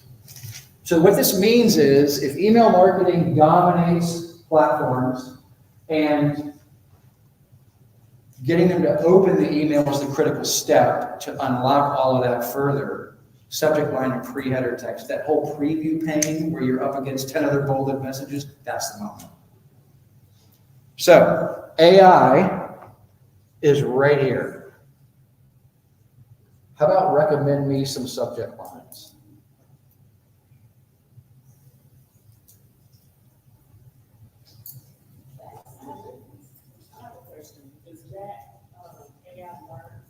Event of the year, most wonderful event in the real estate industry. Yes, you're invited. Oh, I like that one. You're invited to the 2024 Tyco Power Broker Reception Dinner. My favorite subject line of all time I've ever used is, well, I see you there. That's, yeah. So, you know, you can also just be a little bit, use some of it and pull some of it back. Just like the cooking show, I actually had already chosen this one earlier. Look what it gave me earlier. Start packing now, you'll be amazed. This is for an email for the real estate agent, by the way. I kind of switched gears on you there. So we put the event on hold. This is just Tyco's general marketing. Start packing now, you'll be amazed. It's pretty cool. How about one of these houses has fill in the blank. Let's continue to the send screen, and then I'm going to show you a lot more good stuff, but really fast. Here's the send screen, y'all. Constant Contact's whole system is 2 pages for the email. The builder's right there. There's no secret second screen to test everything on. You just, what you see is what you get. And then your second screen is just your sending options. Well, here's what we got. Do we send it to one list, all lists? How about down here? Whoops. Freezing up on just a little. There we go. Anyone ever heard of this? A/B testing. What's A/B testing? Somebody help me. And yell real loud because I can't hear. They are putting stuff on there so they can see if this one or that one's going to work. So if you have a question here with a topic, they're going to say if this one works, and they're going to put that one on there, and if that's the other one, and they'll use the one that works.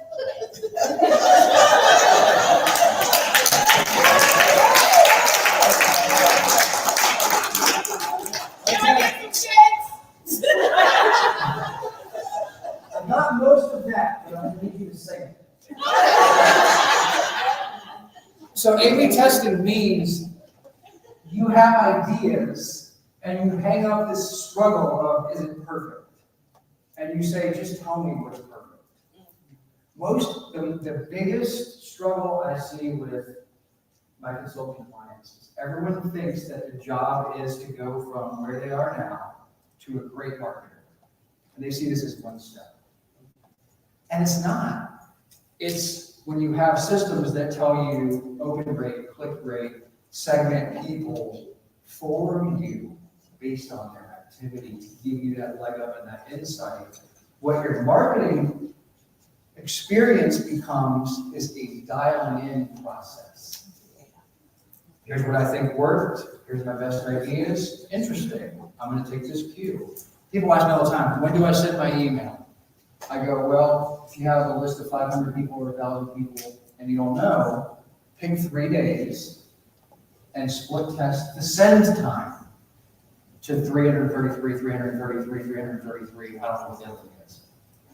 So then they go, all right, amazing. I didn't think Saturday mornings were going to be good, but they really, really do great for, all right, well, let's see if it's Saturday mornings or if it's the time of day. So let's try morning, afternoon, and evening.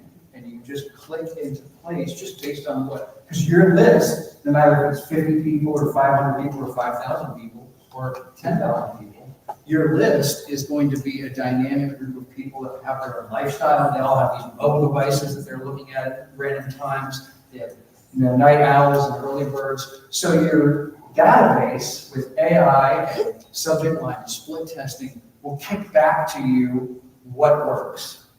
And there's not this feeling of, I gotta figure it out and my next grabbable reach is way up there where the pro climber can get. That's not what the job is. First of all, you've already won because most of us are small businesses, nonprofits, we are just endlessly exhausted by this chasing the carrot to see what we can come up with. So the fact that you're already committed to this marketing process means you've won. Social media. Check this out, y'all. Constant Contact will also plug into your social media channels and let you make posts from here. Let's say I wanted to create a post.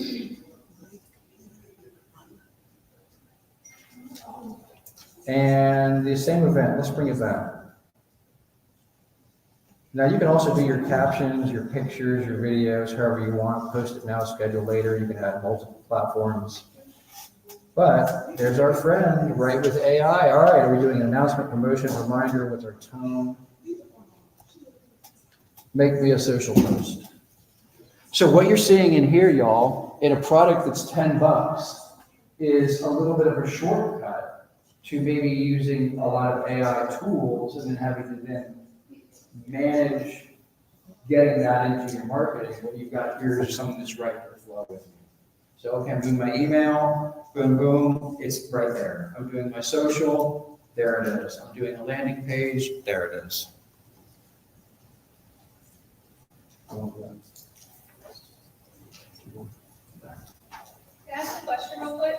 Harris gave us 3 caption ideas to choose from.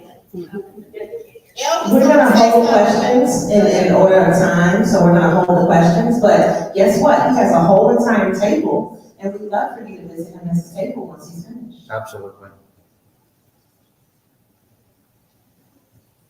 So there we go. And last, anyone do text marketing? SMS marketing.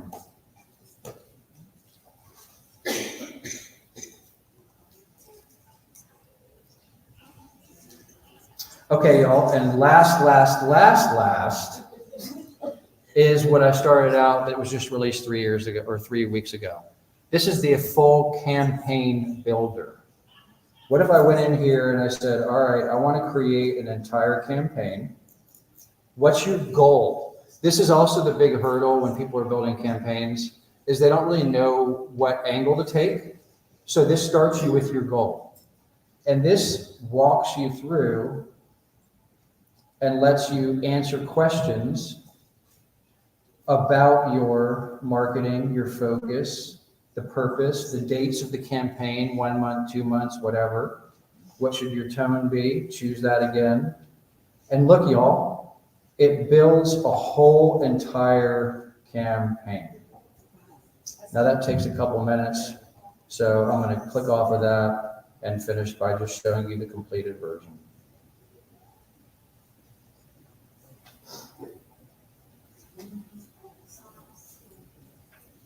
I did this one way too early this morning as I was getting excited to come visit.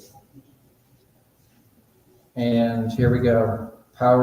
Actually this is Matthew's. Power broker dinner reception.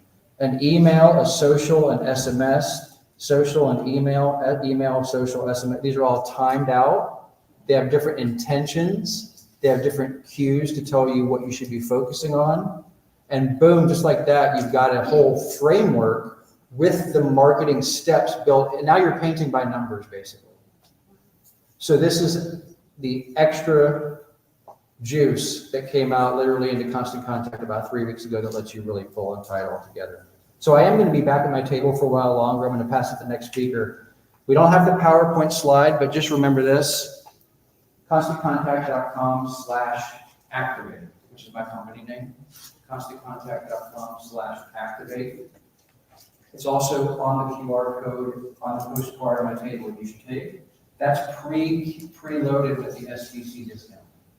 So as soon as you scan that, pop your email in, that tags you as SBC attendee, permanent lifetime discount, and then myself or a support team will contact you, get your account set up, get you all the bonuses, the free email template, the Zooms, and all of that. And your discount will be permanent. So that's the fast forward version of this, but I do tons of webinars for Cape Fear. In fact, on the 25th, I'm doing one. So I hope to see you all there and keep this going. Thank you. All right. I learned some stuff about this presentation. I was like, okay, let me see what the price of Constant Contact is. Because I'm using something different, but I do like everything as far as the functionality of it. So we are going to keep on going. This is going to be our final speaker before I finish up and wrap up today. So we're going to be talking about some of those legal issues. It's going to be a short presentation, so that this way we can stay on time. Because, we're just a little bit off, so we're going to make sure we stay on time by the time the end of the day gets here. So put your hands together for Nancy Guyton.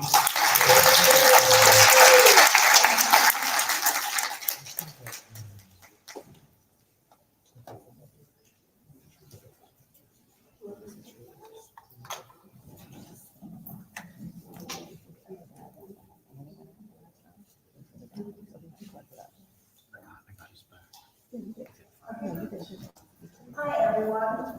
I knew I would have a light crowd. No one wants to hear the people dying. Yes,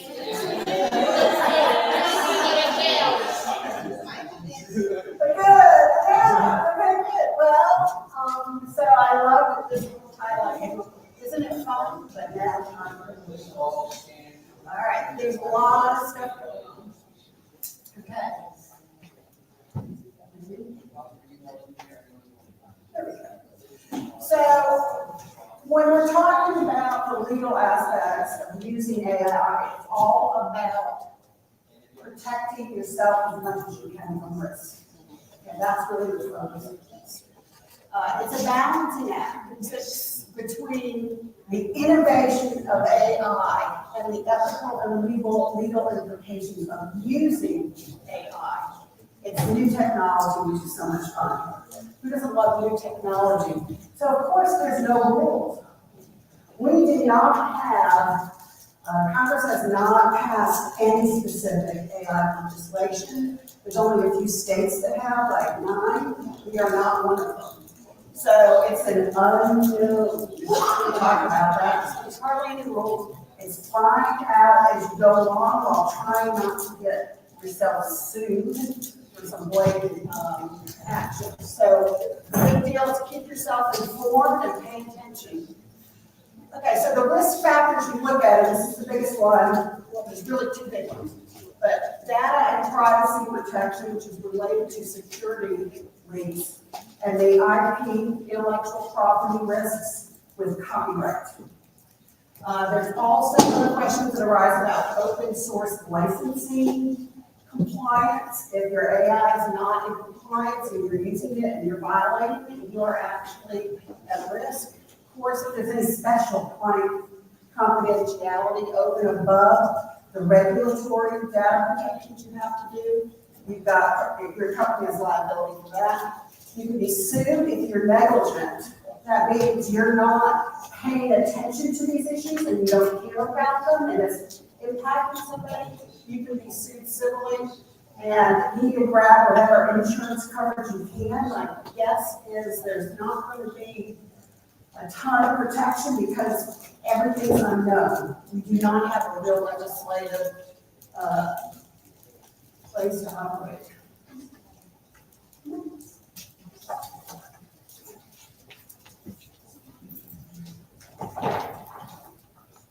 Okay, so the overarching issue is between AI and privacy.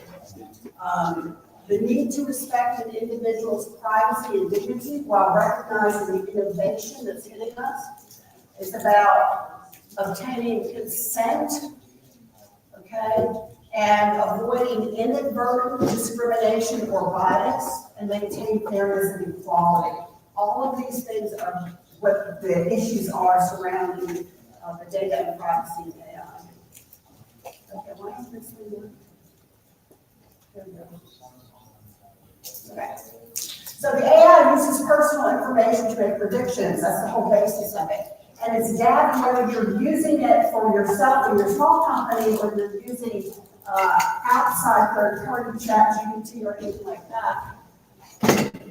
They're obtaining personal information, all right? And if they're doing a targeted AI for you or your company, that's predictions. Maybe financial information, other data that you have that you're sharing to AI is where you can get into trouble. Now, data privacy laws apply to AI, but interestingly enough, they don't always cover AI situations. So, for example, there was a middle school teacher who had someone in her class put her face on an AI-generated body and published it out. And she was incredibly traumatized. She won't go back in the classroom. It was humiliating. Everybody knew it. It wasn't a limited disclosure.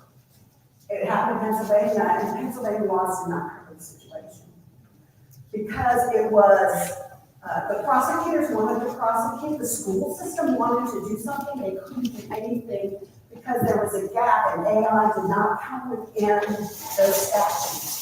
So the states that have AI statutes are tending to do it in the context of using images, prevent pornographic, sexting, that kind of thing. Those are really the main statutes that are filling in. But we do not have any federal legislation that closes any gaps, but what's out there applies. So that's why I think we can.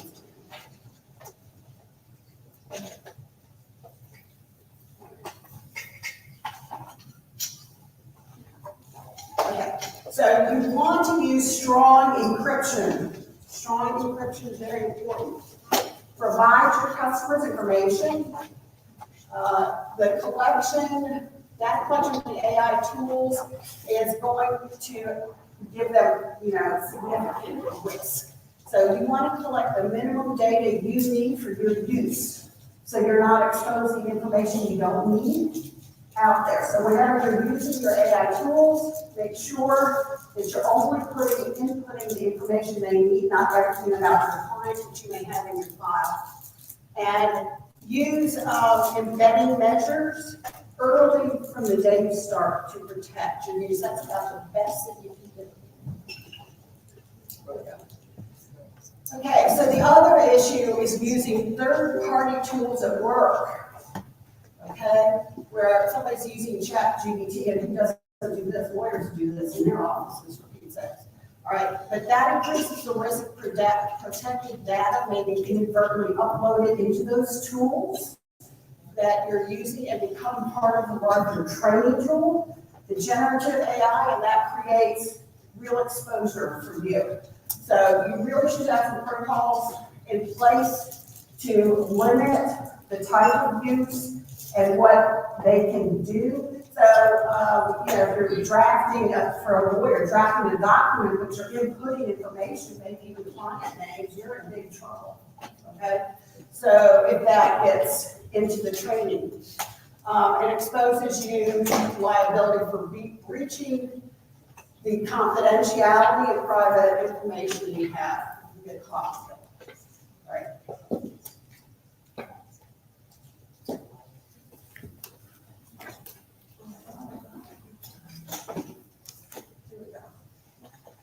All right, so I just want to tell you a couple other examples that you, before you copyright, that you really need to look out for. There was a situation that happened with Air Canada.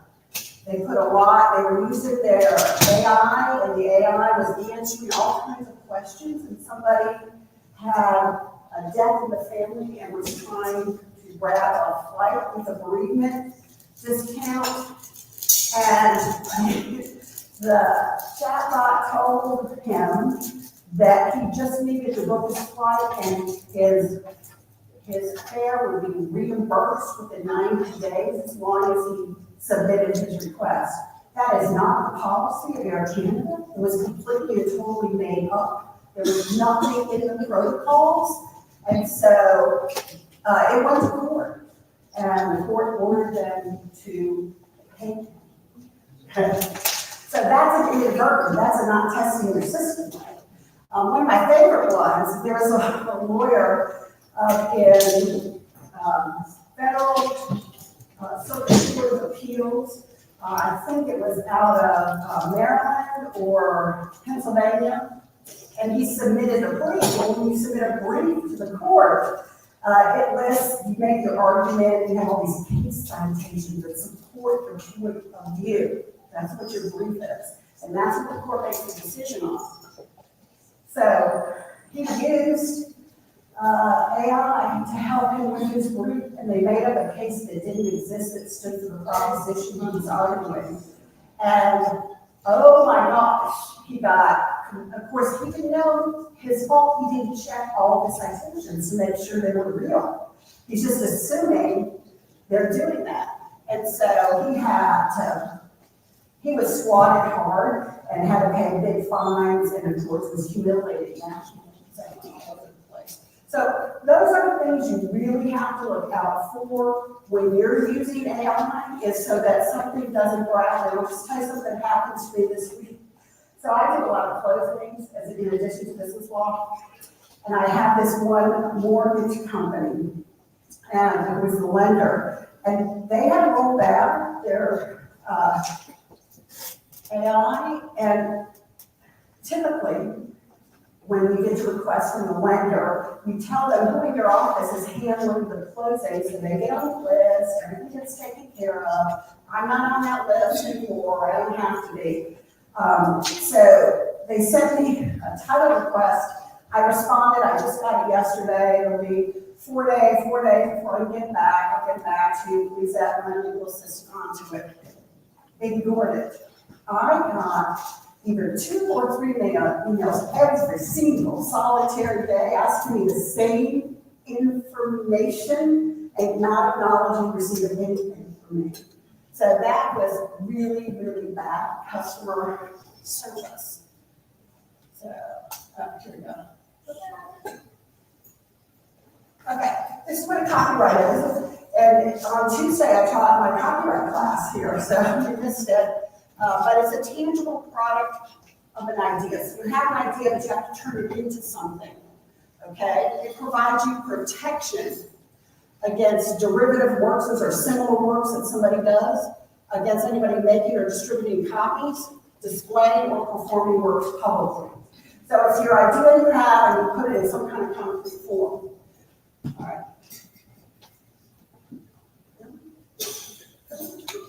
Here we go. So this is a real big hot button issue right now, especially with generative AI. All right, who owns the work generated by AI? Because normally, I tell everyone this in that class when I teach it, protect your content. Copyright your web page. Anytime you put content on there, you put your own photos on there, you want those protected so no one else takes them. That's yours. So I always preach that. So who owns it if AI is generated? Who's liable for violation of a copyright if it's AI generated in whole or only in part? What if your AI generated marketing materials includes copyrighted materials without attribution that you don't know about, that AI added in? You know, what do you do? This is all unknown. Okay. Let's see. Oh yeah, does generative AI. So this is the big thing. So generative AI is where their ChatGPT and all those big companies are out mining everything on the internet to use it in their database to generate content.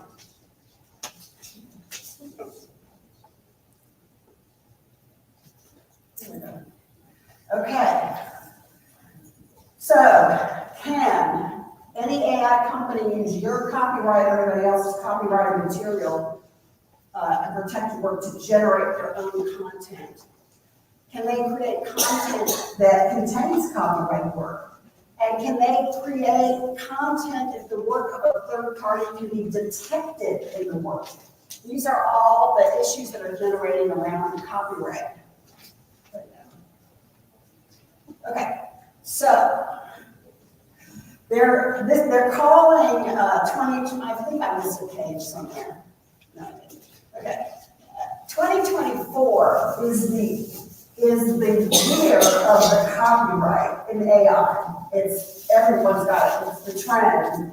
Is what's going to happen because we're expecting several rulings now. So keep your eyes open. So currently, the copyright rules say there was a case in 2018 where completely AI-generated work was rejected for copyright. So that means AI cannot own copyright. Okay, no AI company can own copyright.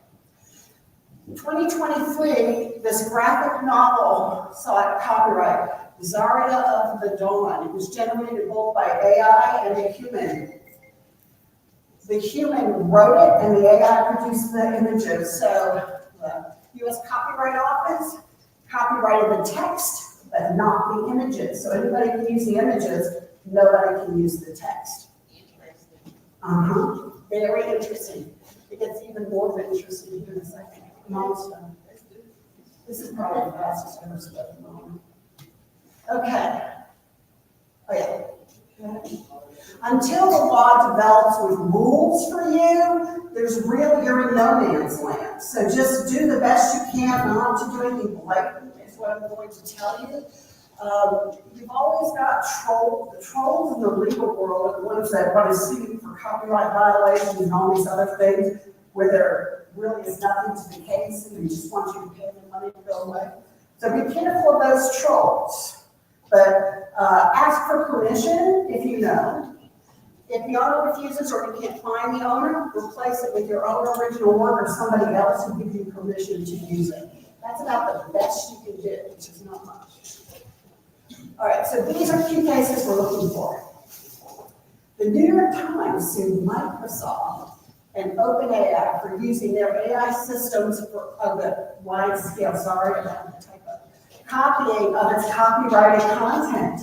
So in trolling and going on and pulling information off the internet, they pulled like all the New York Times articles, their whole content in.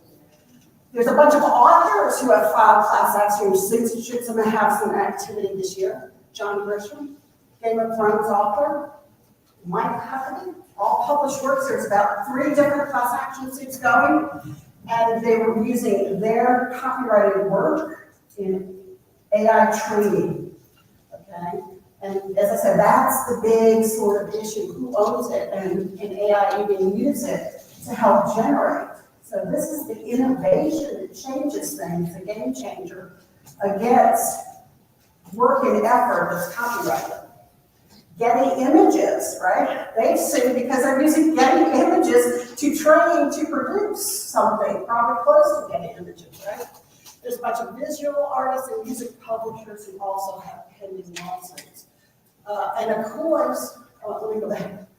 The one that hit the airways last week was Scarlett Johansson, which is a very interesting case. So ChatGPT wanted her to do one of the female voices that just came out. And the guy that was, I can't think of it, Sam something. ChatGPT, he loves her in that movie, Her. And that's why he wanted it, and she wouldn't agree to it. And he made several references before it came out about using her in his comments, which clearly meant he was tied into her in that movie. He loved what she was in. So it came out last week, and it sounds just like her voice. People, her friends, some of her family thought it was her and called her up because they knew she did not do a deal with them. So that one is going to be really interesting to see. There was one precedent that's related, for those of you who remember Bette Midler. Back in 1988, when she was kind of at sort of the top of her game, she did not want to do advertising. They did not want to use her voice on this ad. They ran the ad with singing one of her songs, one of her classic songs. Well, one of her backup singers sang it, got in the contract and sang it. And it sounded just like her, and she sued and she won. All right, so that's the only little precedent we can find, which is not really AI related, but that's where we are. So I think this is the fun part to kind of watch what's happening.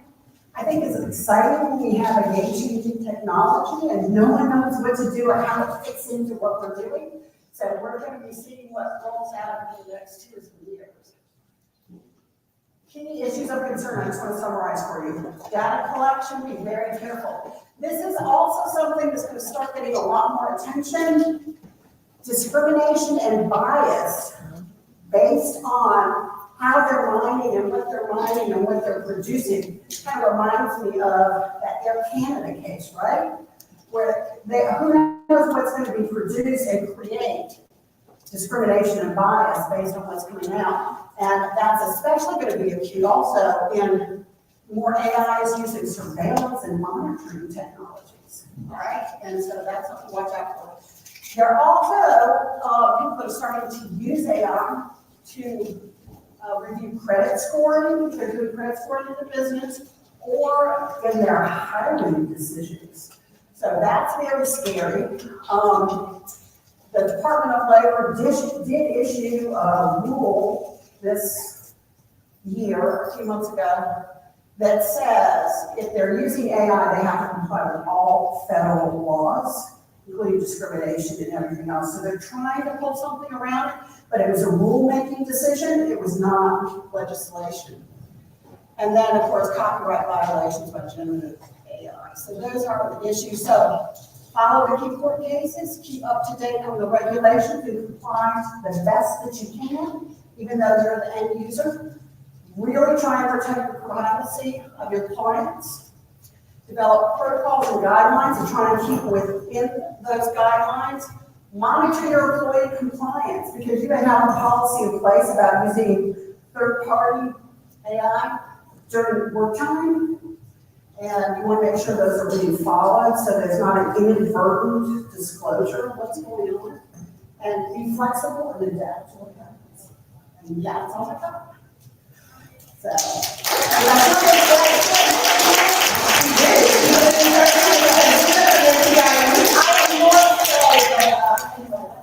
of course, what I can do is information only, it's not enterprise. So, but I hope that helps you with an overview. You can see it's just, we're just out in the wild jungle with what's happening there. So thank you, everyone. I appreciate you staying with us. All right, so everybody, guess what? What time is it? Cheese the Okay, right? It's the end. So listen, we're gonna record a little bit, and then I have the live stream going on over there. So I'm gonna request a couple of things. I'm a little vain, so I need y'all to come up here, because I can't have this little secret crazy. So I need y'all to come up and see, starting like 3 rows, at least on the outside, because I don't want it to look like, empty. Okay, thank you. So come on up for me. Scooch it on up to the front. And then I get your energy going too, if you scooch it to the front. Come on, scooch. I promise you it'll be worth it. So what I'm gonna do today is I'm going to, again, wrap up what everybody was talking about, so that this way you can see the intersection of, the whole entire day. In addition to that, what I'm gonna do is I'm gonna show you some stuff similar to the demo that we had a little bit earlier. So I'm going to start out with something that I want you guys to let me know if you know what this is. Y'all know what this is? Yeah. Okay, tell me what this is. Okay, that's it. What's the word that starts with an F though? A fan, okay? Now, has anybody felt hot today? Have you felt hot? No? Okay, I did, all right. I don't know what you used to, okay? So a little sweat, and sometimes it comes like right over the lip. He's pulling our presentation up on camera. It should be on the online part. Now guess what this is right here? A fan, right? Okay, now, tell me what that feels like. Okay, what's that feel like? Y'all feel it? Y'all feel it? You feel it? Okay, you feel it, camera? You feel it, mama? Come on, right. Now look, guess what? Both of them will cool you off, right?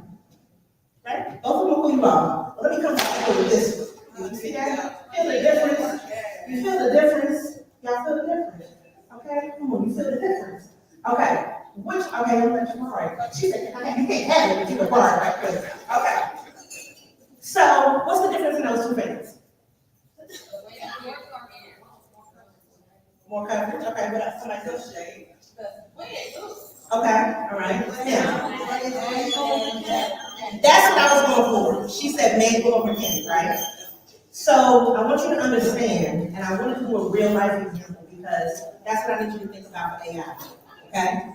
It's a human touch, like we talked about. John said that you're never going to be able to remove that human touch, right?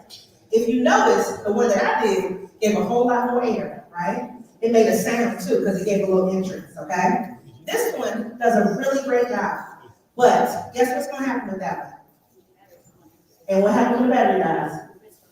It's hot, right? It quits working and I'm sitting here sweating and I got to do this. So I, as long as I'm still working with my human being, can still fan myself and also fan other people. So I want you to understand that when people are saying things like AI is gonna replace everybody's jobs and stuff like that, that is a reality for a lot of things. But for most of us, it's not gonna happen. For most of us, people still want that human connection. People still want what you have that nobody else has, all right? So when we talk about our businesses, I want you to first think about that. Now, what we're gonna do, really quickly, and when I say really quickly, I mean say your name and then just tell us the name of your, or whatever you do for your business. But I mean really quickly, like about 10 seconds, okay? So I'm gonna start right here, because he is taking, as my other lady said, copious notes. I want you to go ahead and say your name and tell us what you do for your business and then pass it on. And just the whole first round. And then we'll go through that. Yeah, I'm Rick Gardner, AKA Bell. I do Pop Dog Art to help local rescues. I'm Shannon Payne, I just opened a new coffee shop in town, and I'm bar in my bay, and every listen, please come and play. You know how to play, and let's come to our place and have fun. Hi, I'm Crystal Dixon, I'm an HTC specialist, which means I help people stay in their home by decluttering, professional organizing, and renovation. Hi, my name is Bettina Bull, and I go by the name of Bettina B. So when I say Bettina B, I say, hey, y'all, hey, it's your girl Bettina B. Hey. I energize, I exercise, and I engage audiences worldwide, and I'm also an insurance agent, and I do legal claims, so y'all call me before y'all leave. I'm curious, Miss Connie. I'm Little League's early childhood dance, I provide holistic dance and performing arts experiences for children. Hey, I'm Santa, I don't own a business right now, I'm a health inspector. I have a lot of things to see, I'm Santa's sister, I'm a student at UCW, major in business. I didn't even hear you, and you have to microphone. No, I didn't hear you. Oh, my name is Yi. I'm the sister with Santa, and I go to UNCW, and I'm majoring in business. Okay, all right, that's what it is. Hello everyone, my name is David Jackson. I'm the star reflection. I do two. I do two of the makers and have we like to have a dollar budget for the way to a nice budget. It's for me at info@scholar.com. My name is Pamela Blackwell, and I am trying to open in the next 12 months a residential assisted living place for our seniors, more like a homey type place, not like a big box, place where they just get forgotten and not, they don't get that special care. We're trying to give that special care like you would do for mom and pop.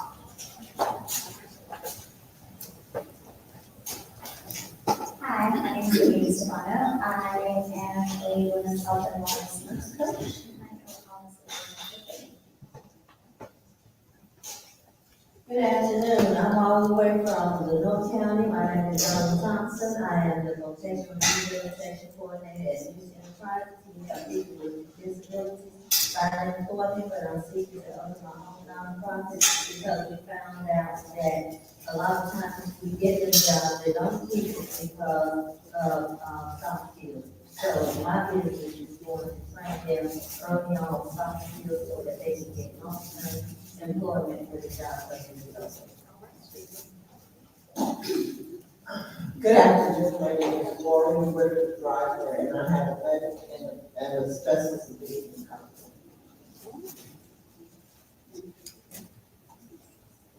Good afternoon, everyone. I'm Belinda Martin. I'm the owner of Dental Pediatric Speech Care, and I am my business in United States.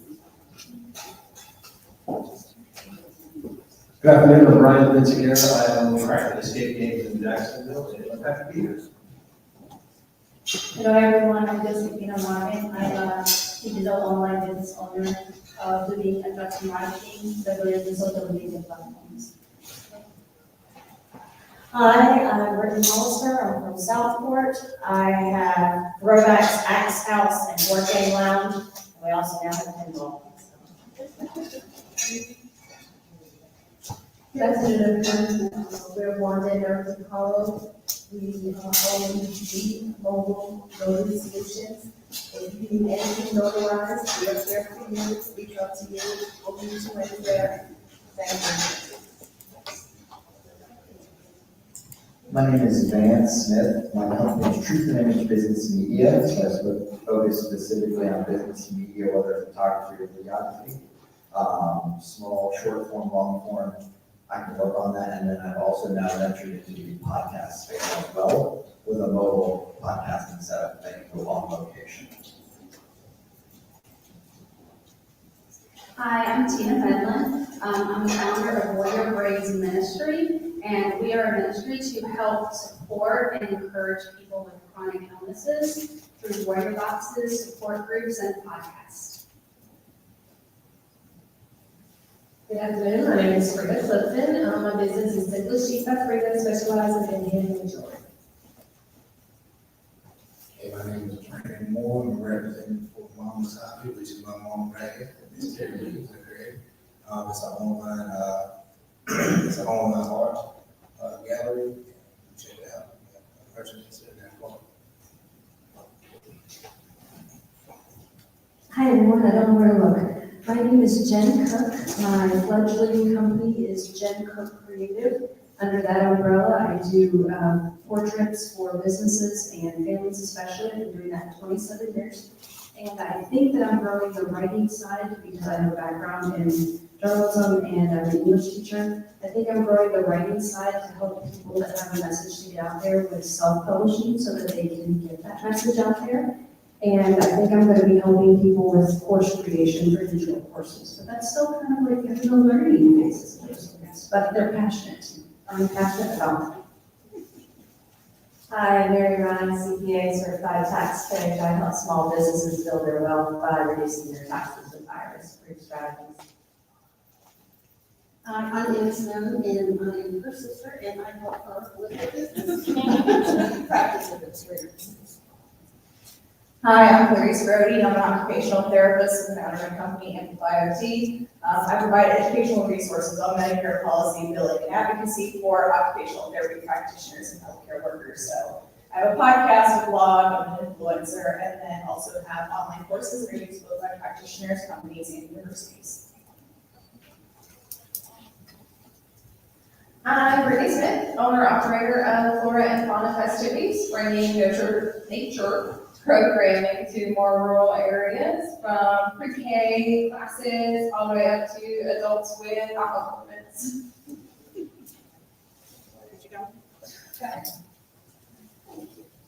Hi, I'm Chelsea Johnson. My business is Synergistic Government Solutions, and I do procurement for the government. Hi, I'm Samantha, and I'm the founder of Garden Adapter, and we make clothes for people with limited mobility. People who are either undergoing surgery or who have long-term disability. Now, there is somebody in the back, if they didn't follow instructions, to come to the front so they don't get to go. All right, so, but I remember your son's name is Rohan, I remember that much. Okay, so we're gonna jump in. So I'm Chief Phoenix Brown. Our company, for anybody who wasn't here in the beginning, is called Giving to the People. We developed this company during COVID because we were at home.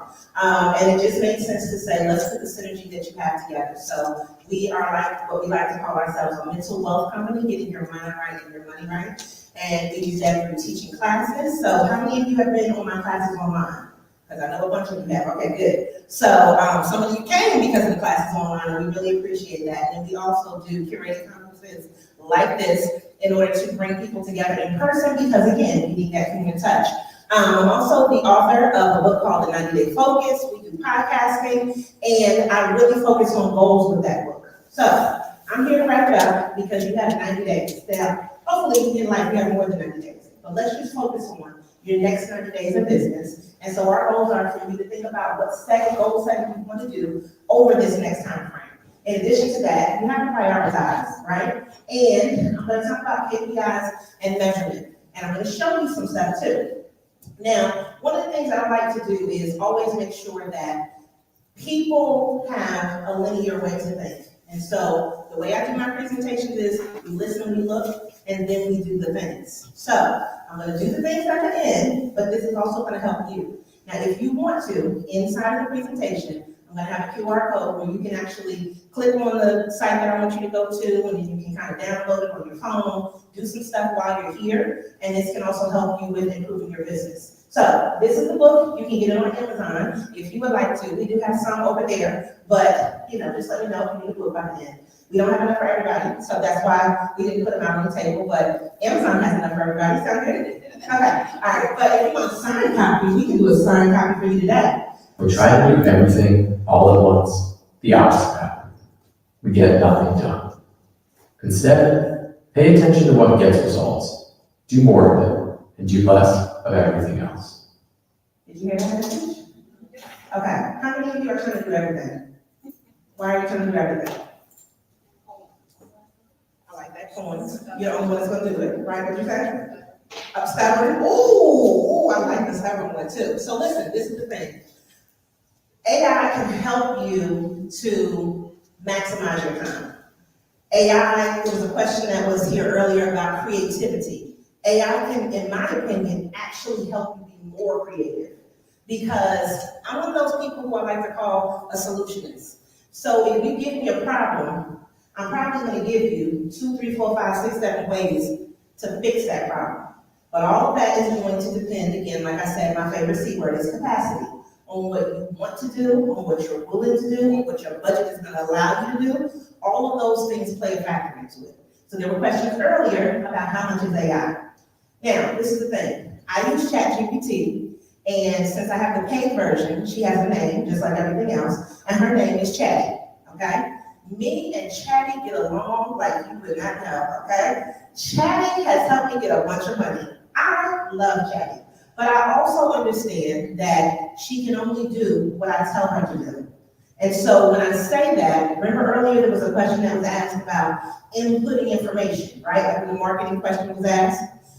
And it does matter what you say to it, right? So the thing is, remember the guy was up here doing magic, and he was saying things backwards, right? You have to still understand. I thought he was gonna go in a different direction with his presentation, because I felt like he was gonna say, well, you can have the instructions, but not everybody understands the same thing.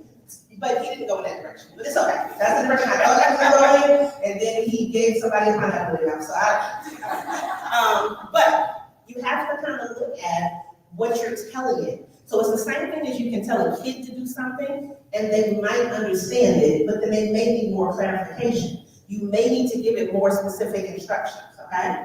So this is what I want you to think about. The reason you came out today is because you have a business, you have a brand that hopefully will grow into something that will be able to take care of you, take care of your family, right? So how many of you would love for your business, well, how many of you are working a day job? Let me raise that. Raise your hands, okay? You wanna leave it? Yes. So in order for you to leave it, and that means that you need to make enough money to leave it. That means that you need to have enough security, because guess what? When you take off, you are off. When you have a job, you're off and you get PTO, okay? When you're off on regular work life and you don't have a job, you are off, okay? And that doesn't necessarily mean that you make any money. So we want you to be able to think about your brand as a commodity. It is worth money. Now, I'm not telling you that you have to put a valuation on it right now, but for you, I would imagine that that would be the possibility that you could be $1 million brand. That might not be what you want to be, but if you took your salary right now and you can make that same salary with your business, would that at least make you happy? Why?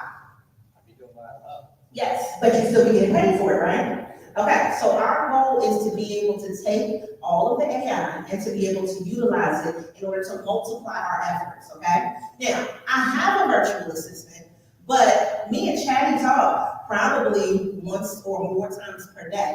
On the way down here, Chatty and I developed some really wonderful things, okay? Now, this is what I want you to understand. I drive from Durham to Greensboro every Wednesday because, remember I said I'm a little bit bougie, right, a little bit, gotta get my hair done, okay, right? So, my beautician is in Greensboro, my barber's in Greensboro, I'm gonna commute, okay? Every week Wednesday, it's not a game, all right? So the thing is, that's an hour for me. Do you know how much work you can get in an hour if you weren't driving? Right? Like if you're driving, you can't get the work done because you're physically having to do something. And that's the same thing as you with your business. But But guess what I do with my hour? I talk to Chatty. Thank you. Somebody got it. I talk to Chatty because then it gives me clarity because it's just me in the car. I put my phone on a little thing on the window and I think about what I need to do. I say those things. I ask her to go ahead and, give me some feedback. And then typically by the time that I get to Greensboro, stuff is done. But why? Because I can press a button. I can say words to it. And I think that part of the thing that is so overwhelming for people, you can't think of what you actually need to get done. If you knew what you needed it to do, it would be a lot easier for it to do it for you, which is also the reason why you don't hire interns and you don't hire employees, because you don't even know how to tell them what you need them to do. So then what you do is you voluntold your husband, your girlfriend, your boyfriend, your kids, your dog, and you tell them what to do, and they have to interpret it, okay? Chatty is super smart. She's very, very intelligent. And when they talk about training her, I'm gonna show you how to do that today, really quickly though. So this is what I want you to think about. You right now, you have target people that you want to talk to. And so those target people that you want to talk to, figure it out for yourself, right? Now, Chatty can help you figure out your target audience, but I would assume, hopefully, that if you're at least at the beginning stages, you can kind of figure out who might want to purchase from you. I do need you to understand that SBC does offer classes that are specifically called How to Find Your Customer. So you can take one of those classes. You can also work with a business librarian and do these things for free. You can also get free counseling at SBC to work on how to find your customer. But if you can tell ChatGPT some basic things about your business, it can help you determine who your customer is, okay? And then this way, you don't even have to think about it in such a, overwhelming sense because it's gonna break it down for you. So I want you to think about it like this. What do they need? Because a lot of times in business, what we're thinking about is what we need, which is money, right? But what does your customer actually need? So tell me again, you have the escape room, right? Okay, what does this customer need? Fun. What else? Adventure, okay. Experience. Okay, this is the thing. They need an escape. They want to get out of their house. He just told you what the name of it was. They need an escape. They want to get out of their house and they want to do something somewhere and they want to give him money to do that something. But the person that's probably coming to him could be a team of people. It could be a family, right? It could be a group of friends, a group of girlfriends. And so those are all three distinctly different customers that he can market to. Now, if you take that into consideration, then that means he needs to say different things to those different people to be able to attract them. That also might mean that he constructs his escape rooms in a very specific way to attract that kind of person. So let's just say, now, don't get mad at me, because I know somebody in here probably is a gigantic Beyonce fan. Don't say that you are, but you can if you want to, okay? I'm a medium Beyonce fan. I am so intrigued by her business moves, right? And I listen to the music, but I don't think I've ever bought a Beyonce album ever in my life, right? So don't be sad, for me, because I'm more of a hip hop kind of person, right? And I love jazz and stuff like that too. I like that, but I love her business moves because guess what she knows? Exactly who her customer is. And what she has shown us over and over again, that her customer is similar, but not necessarily the same. Okay? So when you talk about this, let's just say right now, if he really wanted to get some Beyonce people in there, he might have a country theme room, right? Because that's the thing that's happening. Then he might say, well, everybody dress in silk and wear chaps and put on a hat. Okay? But please put on something, don't just have the chaps. You don't want the cheeks out. Okay? So that may be something. But what do they need? And what do they want? And what do they have? So tell me what your client has. Your money! Yes! Your client has your money, okay? And the client has your money because they want exactly what you do, and they don't want to go to somebody else for it. So this is it. This is exactly right now. Do y'all know this? This is where we're at right now? Literally? Yeah, this was, I have like pretty big above my head. Y'all like, oh girl, I don't know. Like, today is June 1st. Okay, this is literally where we're at right now. Okay, so this is literally your 90 days. All right, feel free to send money for my birthday tomorrow. Okay. Okay. Now, with this, this is literally your 90 days. What happens in this next 90 days? Okay, somebody's gonna have a baby. Okay, y'all know somebody pregnant right now. Somebody's getting pregnant right now. Like, maybe not like right now. I don't know if they're doing it right now. I'm just saying. But in this time frame, probably tell you they're pregnant. Somebody's gonna start a job, somebody's gonna lose a job, some people are gonna go out of this earth, you know. Sometimes people are actually gonna start their business. Sometimes you're gonna stop messing around with your potential and you're actually gonna do the things that you need to do, okay? Which is what I want you to do over these next 90 days. So now that you know this, between June and July, right? June 1st and July 1st, you probably have some graduation still. I don't think anybody is doing prom down. It might be like a last minute prom or something like that. You're probably vacations through all of that time frame, right? And in the next 90 days, we got 4th of July coming up. But then we also need to think about, oh God, the kids gotta go back to school, right? Oh, kids, okay. So that means you gotta set up some of your money, because you gotta buy back to school, get clothes and all the rest of that. Then when you get to this last part, when we get to our last 90 days that we're at right here, we have Labor Day is coming up, right? So this is almost the end of summer, but we live in a place called North Carolina, so summer might not end until February, okay? Just in case. But this is your next 90 days. So I want you to be very, very intent about what you do over this next 90 days. So here we go. This is, if you want to type it in, I'll put it up, big gigantic letters so everybody can see it, or you can go ahead and scan it. Now, I am giving you one app. I am not giving you a million. Why? I don't want to confuse you. I don't want you to be lost in the sauce. I want you to go to one place, and I also want you to be able to use it for free if you don't feel like you want to spend any money. So whether you have a big budget or not, this is where I'm talking about. Are there other apps? Yes. Remember the young lady earlier? She gave you a million apps, right?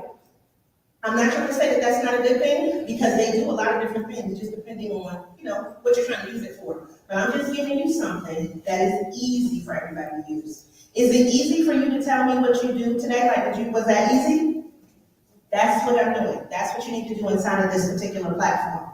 So, tell me if you got it. Yes. Okay, everybody got it? All right, or take a picture, either way. All right, so I'm gonna show it to you, but I'm gonna finish this part first. So I want you to think about this, because when I give you the presentation in this way that is linear, I want you to understand something. The tool and the platform don't mean anything if you don't know what you're actually doing with it, okay? We can give you a whole bunch of stuff, all right? And then, I don't want to say anything bad, but that clicker was not clicking on the last presentation, right? We can give you the tool, but you gotta know how to use it, okay? So, when you look at this, KPIs are something that is measured in business. This is saying, we did this thing, we actually measured it to see what the results were. And then, if something is not working out well, then maybe we need to scrap it, or maybe we need to improve it, or maybe we didn't do enough of something, right? So when you look at KPIs, what's gonna happen, I'm just gonna give you an example.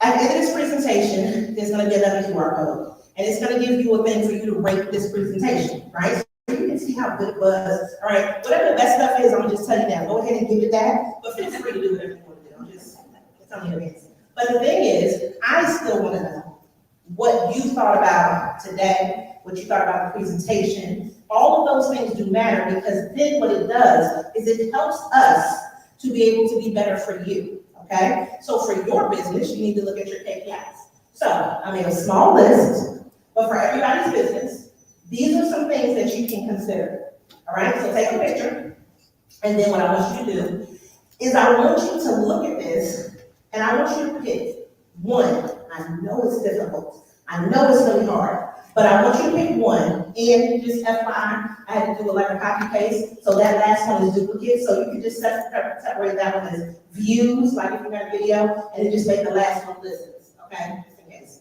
All right, so the biggest thing here is, what's one thing, if you looked at this and you said, over the next 90 days, I would really love to improve this one thing, all right? So everybody got a list?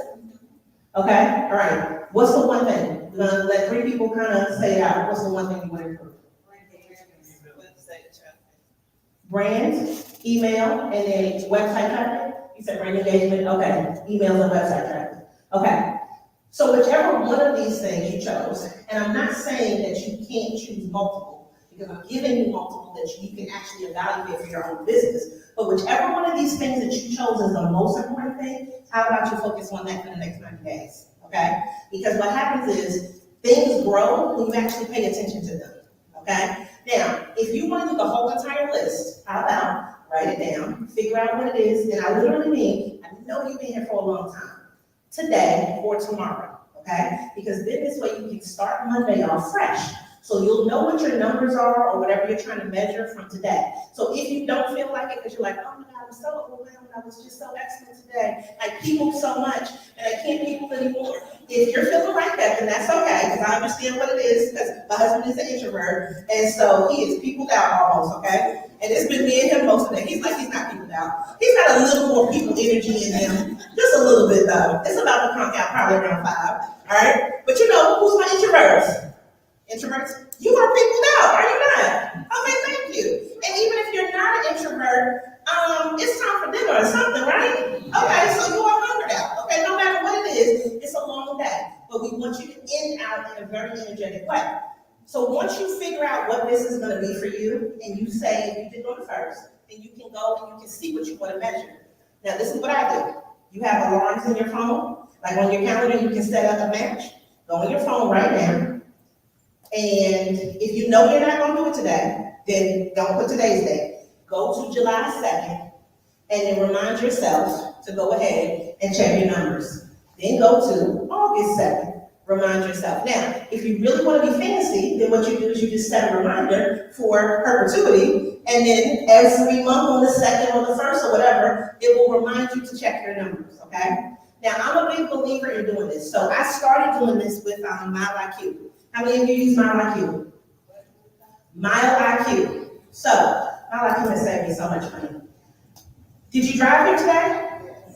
Did you walk? Okay, but it doesn't count walking, but it's okay. It does count miles though, like as far as driving. So what happens is MileIQ will be able to record you to and from your locations, okay? And you can do a report, which then those numbers go in for what you give to your accountant, so that this way you can write off all this business travel.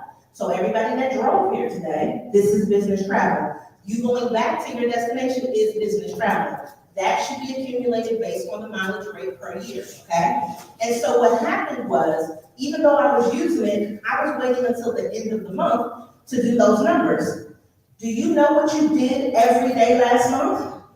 Do you know where you went every day last month? Do you know how much you drive in one day and you don't think that you do, but you do multiple trips? So if I wait till the end of the month, do you understand how inundating and how overwhelming that is to try to calculate those numbers? So I put myself a reminder in every night at 6 p.m. to remind myself to be able to track my miles. So yesterday, we're sitting at dinner. Now, how many of y'all have been to Indochine? First of all, that's where I went yesterday. I was so excited. I've been waiting since last year to go there. So I told him, I said, as soon as we get in, that's exactly what I want for my birthday. Let's go to Indochine. So I had a marvelous time at Indochine last night. I sat there while the food was coming, and I went ahead and I said, boop. I said, I'm going to give you the honors. He was like, what are you talking about? And I passed the phone over to him, and it said, send the monthly report. And he pressed the button, and we were like, yes, because yesterday was the 31st. So we had accomplished what we needed to in that time frame. This was the first month that I did it all and had everything ready on the 31st without them having to tell me to do it again. Yay, me, right? Accomplishment, okay? So to me, that's a KPI. Why is that a KPI? Because I want all of that money back for all the business travel, okay? So it's the same thing with your business, with your online stuff, all right? So what I like to think about is how our businesses can scale. The problem if you are a solopreneur, or even if it's 2 of you, or just a small business is, there is, unless you're tech-driven or product-driven, right, where you're selling a whole bunch of products, it becomes very difficult for you to scale your business. And do you know why? Thank you. It's just you. So if you cannot duplicate, clone yourself, then you have to think of how you can then get some things done easier. I love what he was talking about with constant contact, how we can start to just do some things for you. But for me, if I like things very customized, very specific, then I still might want to do some things myself. I still might be stubborn and I need a little bit more control, right? I might like some of the things that people do, but some of that stuff is also generic, okay? And some of it is also stock, which means somebody else's stuff can look exactly like mine if I don't put my own things in it, right? But these are my tips right here. So this is how you're going to use ChatGPT, because I want to give you some very specific tactics. So we talked about you having some KPIs, right? So these are things that you're going to measure. But this right here These are the things that you know that you want to do, that you can get it to help you with. Now, the young lady that was here earlier that was doing the marketing, she was talking about ChatGPT being like one of the first AIs, and that's not necessarily the case. Have you ever heard of Otter.ai? OTTER.ai. I've been using Otter for probably, I don't even know, because I used Otter even when I did my book about being 8 years old. Otter was out way before ChatGPT. It's not that, it's just the way that ChatGPT works as opposed to something like Otter. So she's over here talking about writing a book. What I did to help me write my book was I would say it into the phone so that this guy could get the ideas out of my head. It would transcribe it, and then would also give me sounds. So for people that are talking about doing podcasts, maybe you just want sound behind your videos. And you can use something like that in order to be able to help. Because maybe you don't want to be on camera. Now, raise your hand if you're like me and you love to be on camera. Okay, there we go. Yes! Those are my extroverts. Okay, now everybody else is like, sometimes. Or you're like, no. That's not me at all. I'm behind the scenes. Now, there's nothing wrong with either one of those things because that's your preference. However, if you don't want to do one thing, that doesn't mean you can't do something else. Okay? And so this is why sometimes people may say, well, I don't like how I sound on the mic. I don't like how I sound in videos. Okay, but I mean, if people meet you in real life, they're going to hear you. Okay? You can use the AI to make videos if you want, right? Oh, I'm not sure if I like, And I was just like, okay, well, I mean, fix it. Like, that's the only thing that you can do. Now, AI can't edit. You can be a whole bikini model if you want to. Okay, you can take the whole country away if you want. Like, that's what ladies, they call it a supam for the gentleman. I call it a pouch. But anyway, so AI can edit for you if you need it. But I'm just like, look, it's just the real you. But you can be as fake as you want on AI and still run a business, okay? There are people that are literally catfishing people out here with the AI, okay? I'm not saying do that.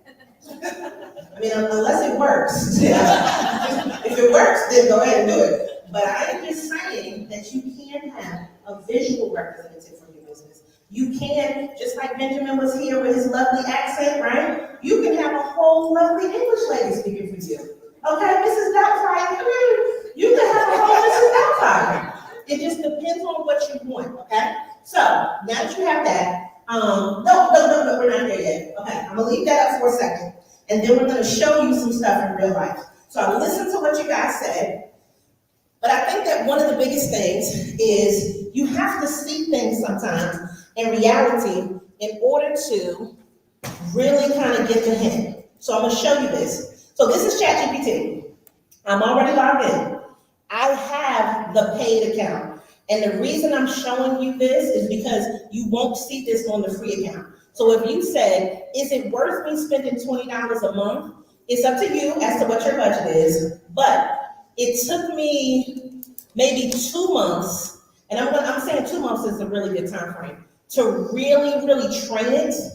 And when it says it learns, I really need you to understand that it does learn. To really start to break things down the way that I think and the way that I actually write. Now, it is still gonna have its generic things that it does. Like, it loves to use the word unlock. Unlock your potential. We are not unlocking everything on every post, okay? But it does have some generic stuff. But this is what I want to show you as to why you might want to get the updated version, even if you only do it for a month. So this right here, you will only see if you have the paid version. If you're doing it on your phone, it'll come up on the bottom lower left hand.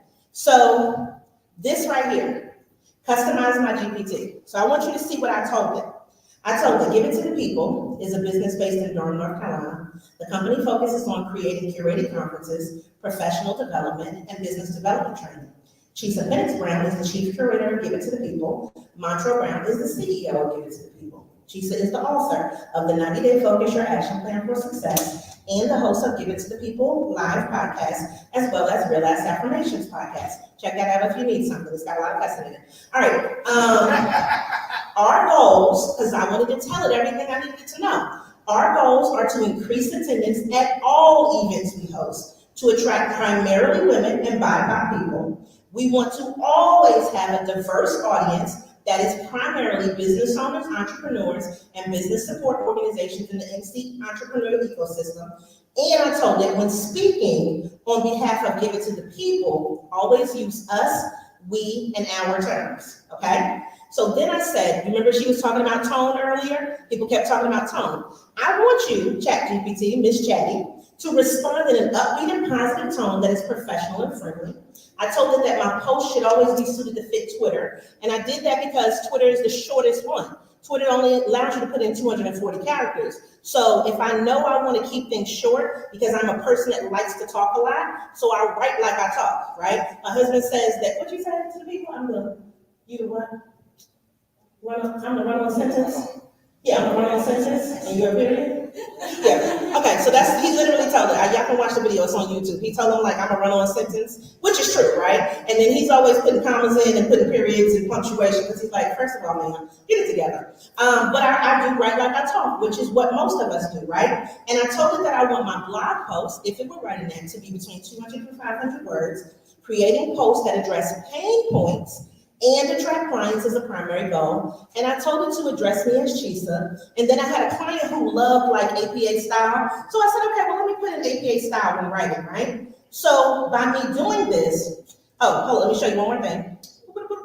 So before I did this little box wasn't checked. So it was writing like ChatGPT. Then when I said enable this for new chats, everything that I wrote after that was definitely a part of it, okay?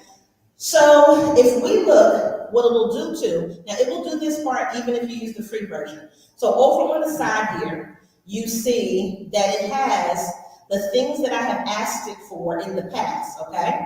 Now, it comes up with its own titles, but you can go in and edit the titles so you can go back and easily find things. So basically think of it kind of as bookmarking. What did you ask it to do last year? What did you tell it that you wanted it to do, okay?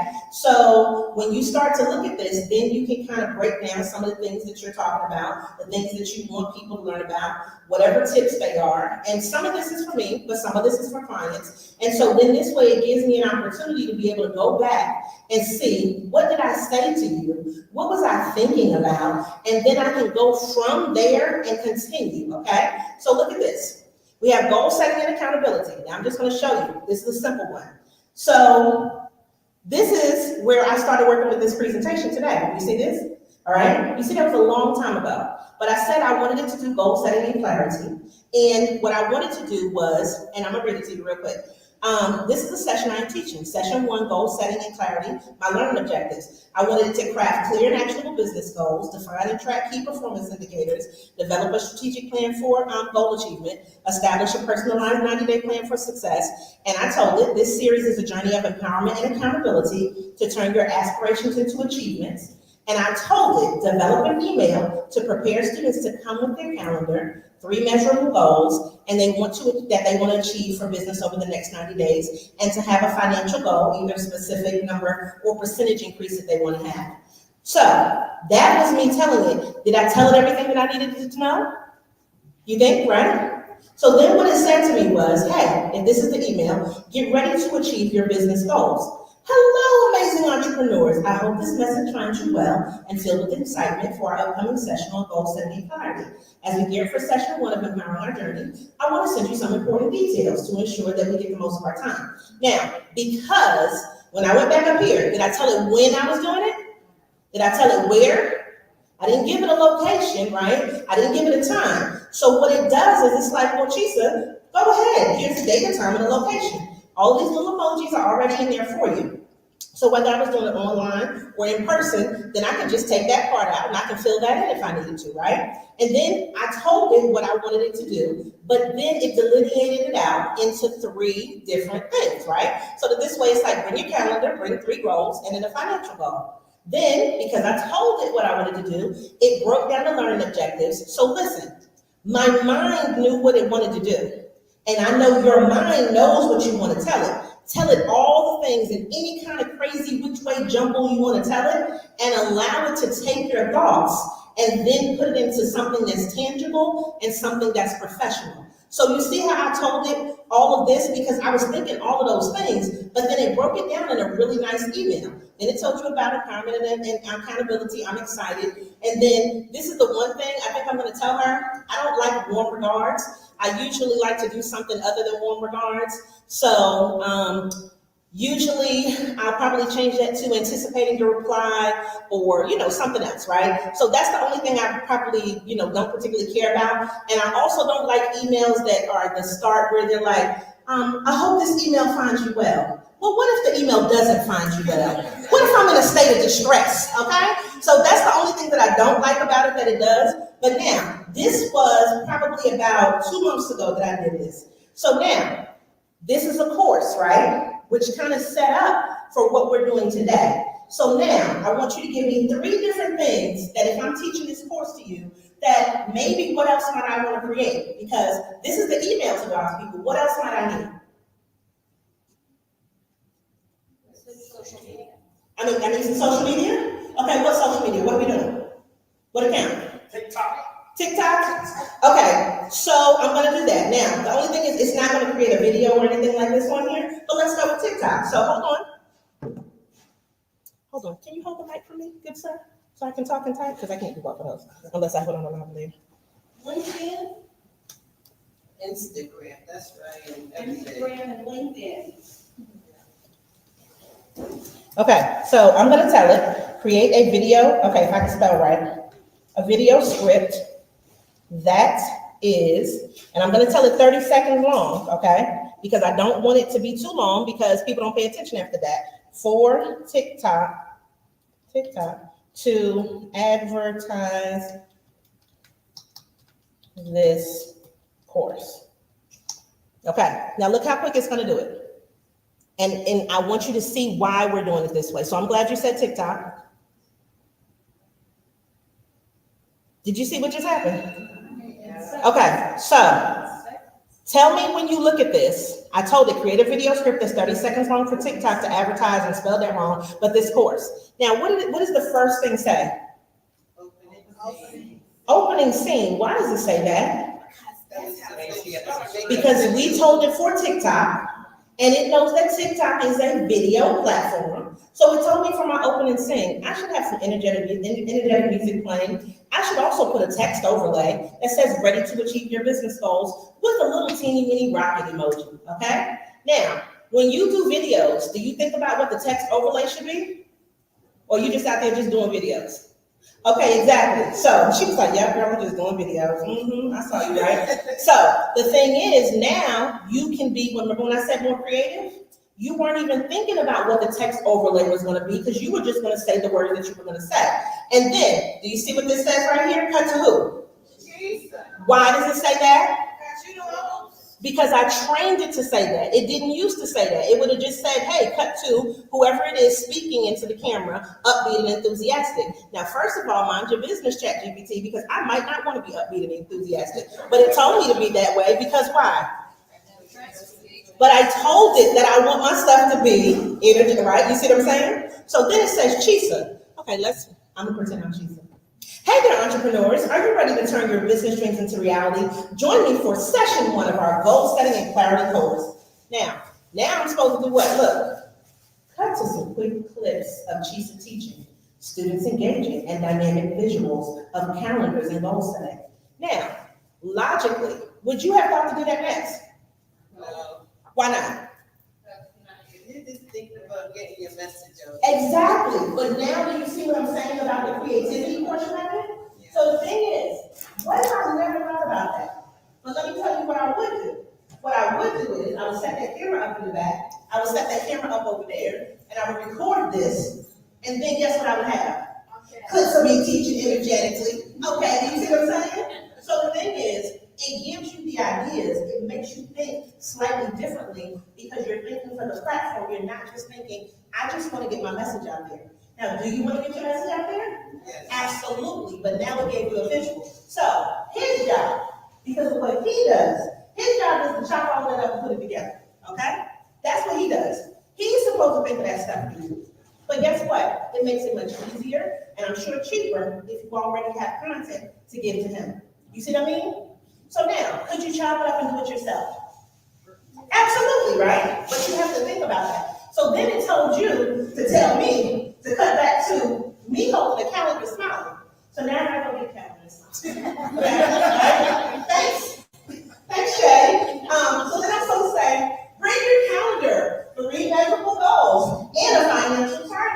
let's make your business, okay, what does that say? I don't know, scroll up.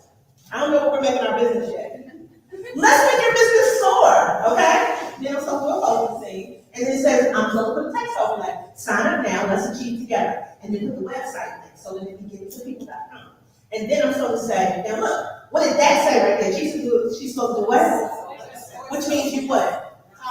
You don't see me. I'm still talking, but you don't see me. So then, don't miss out. Sign up today and start your journey to success. And then I'm supposed to end with upbeat music and a call to action. Okay? He told me to do all that for how long was the video? Jesus! That's 30 seconds. And then what if you could become a whole videographer? But that's what TikTok is, and that's what TikTok does. But you can take that TikTok, and that can become an Instagram reel. You can take that and put that on any of your other platforms. It could become a short on YouTube. So what I want you to see is it's based on what you tell it. Now, who said LinkedIn? Was that you who said LinkedIn? Okay, so type in LinkedIn. So now I'm not going to do a whole bunch because I want you to see how it's my friend. Okay, so I'm going to say I love the number 3 and the number 7. Make 7 messages for LinkedIn. Now, why am I not being specific right now? What you just put in there, yeah. Because it remembers what I told it to do. Oh, wow. Oh, did life just become easier? Okay, so now let's say, and I gave it 7 on purpose too. This course is going to happen, let's just say in 90 days, hypothetically. If that's the case, 90 days is 12 weeks, right? This gives me 1 post to put out every week on LinkedIn. You see what I mean? And then now I can go ahead and do this. But y'all are ready for something else? Tell us. Okay, hold on. I'm gonna put the mic down. Put the mic down real quick. Where's Timmy at? Hold on. Timmy is not even doing her job.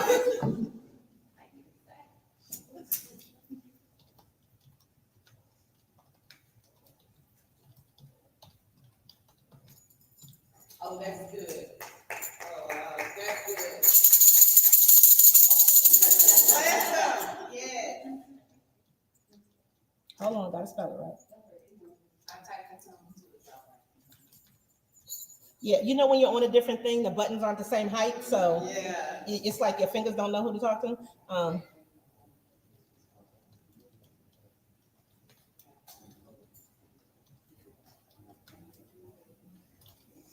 no, that's what I want to put with call. Hold on. With calls to action.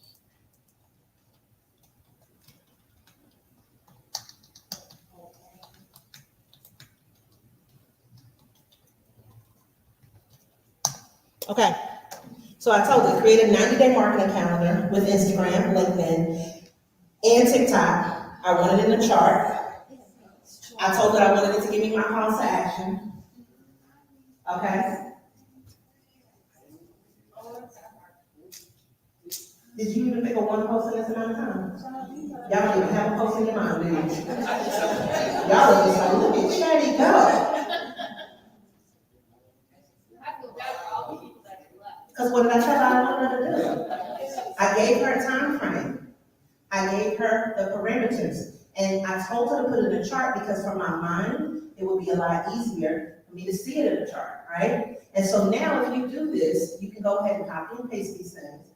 You can put them inside of any of your scheduler apps. And each one of the platforms now has its own scheduling. So even if you weren't using an outside app, you'd be able to still schedule your things. So how long did that just take for us to create this chart? 10 seconds. 2 seconds. So can you put your cheeks in the seat and sit down tomorrow and copy and paste and have your marketing done for the next 90 days? Okay, there you go. But I'm gonna blow your mind. Just wait, you're not even ready. Hold on, see? This is 2nd year, so he's comfortable. You know what I'm saying? He's not doing the exact one. Okay, but this is the thing. Now, do you see at the bottom? It says, feel free to adjust our content and timing according to your specific needs and schedule. All right? So now, I'm gonna do some extra stuff. I've never done this before. All right? I'm gonna show you. Give it to the people. Now, this, what I'm about to do, should only happen. Hold on. Let's go back up. I'm gonna just wrap up. You don't play. I'm gonna wrap up real quick. This, I told y'all it would be worth it though. Because I have the paid version, I've also included my Canva in here, because Canva has its own GPT. So when I then put the Canva here, I wanted to create, let's just say a video, because he wanted to do a TikTok. Canva come in a GPT. Didn't I tell you when we weren't gonna stay until 5 o'clock? Oh, what happened? Did your life change? Did your life just change? Did it just make it for you? Oh my God! Did it do exactly what you asked it to do for you? Did it give you a link to go directly to the Canva template? So you can create it there already and you want to create it at all? Now you can go to Canva, change it to your own fun, change it to your own brand kit, and this stuff is done. Y'all love it? Yeah. Did I do it too?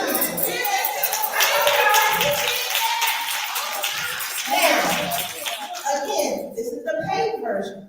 So if you do this and you put it in there, you will be good to go. All right? So this is the final thing I'm going to show you guys today. What are you doing? You should be up here. Because I love to stay on time. You know that. I want you to scan this QR code. All right? Put in that prompt that says small biz. And everybody today is going to get a free AI resource guide that we have developed. It already has prompts in there for your marketing, okay? So guess what? Everybody that didn't stay, they can get this.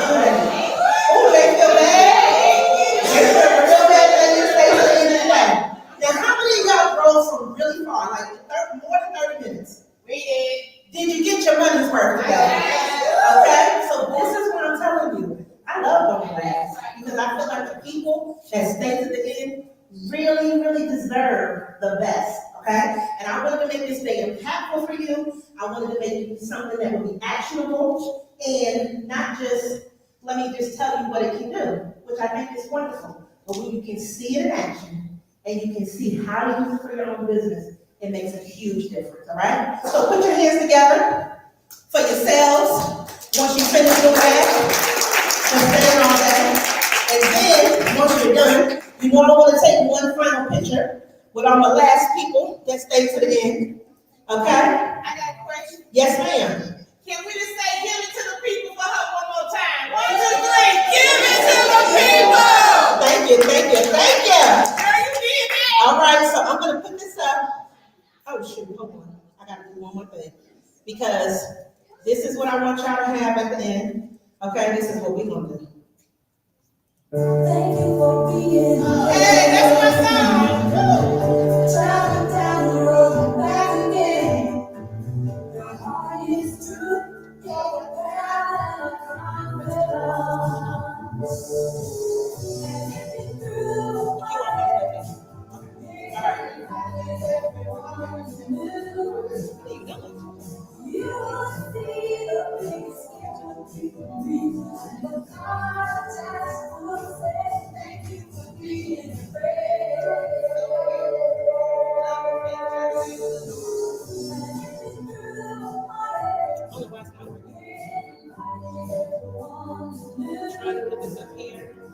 You will see the biggest gift of me. The contest will say thank you for being a friend.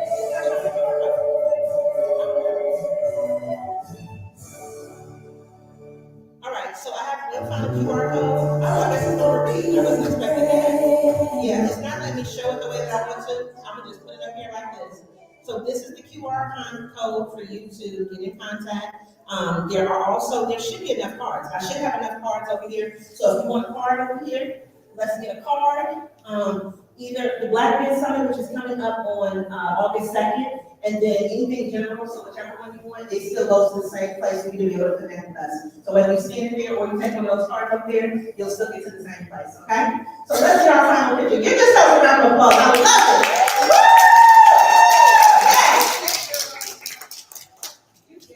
So did y'all feel like it was worth it? Yes. Now y'all want to be marketing machines, right? We use later.com. We were using a different one before, but we just paid for later for the whole year. And I like it, so it works with that and it works with multiple accounts, so that makes it easy to use later.com. All right, come on up. I think he's got the phone over there.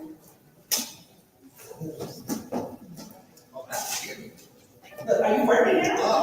I'm working. He gives you his style. Huh? So it is a demo, so it'll be inside the phone. You can email it, it should be in your email server. So when you go to your email, you can get email, it should be. Oh, have you?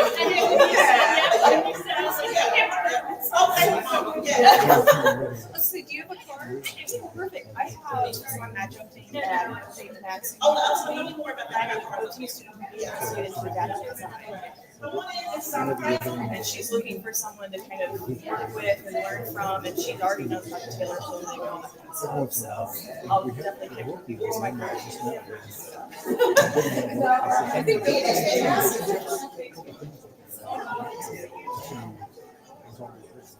Okay, hold up, they trying to come from the back.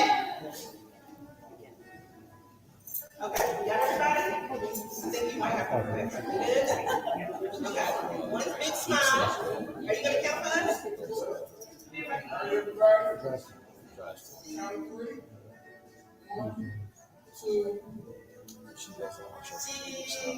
it to the people. Okay, now, he's oh, he said, was that a video or was it a picture? Oh, it was a picture. He said y'all were terrible, so let's do it. Big smile, big smile. Get to the next smile. Let's go get some big smiles. 1, 2, 3. Give it to the people. They did not know that this was a picture. Okay. Okay, so okay, just throw your gang signs up. Let's just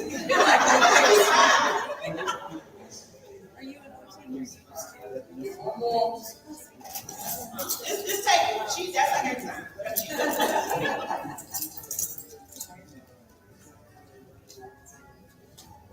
Okay. Everybody, have a great day.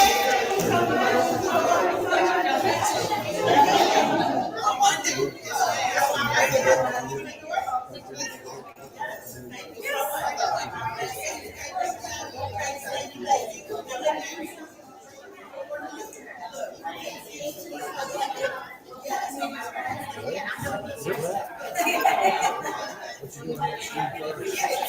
so Working as a small business.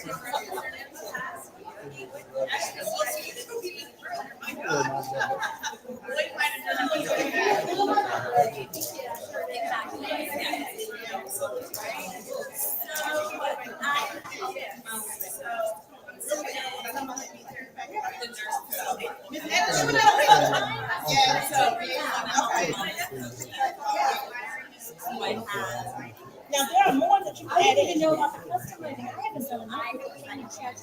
So, I mean, you see right here, it says explore GPT.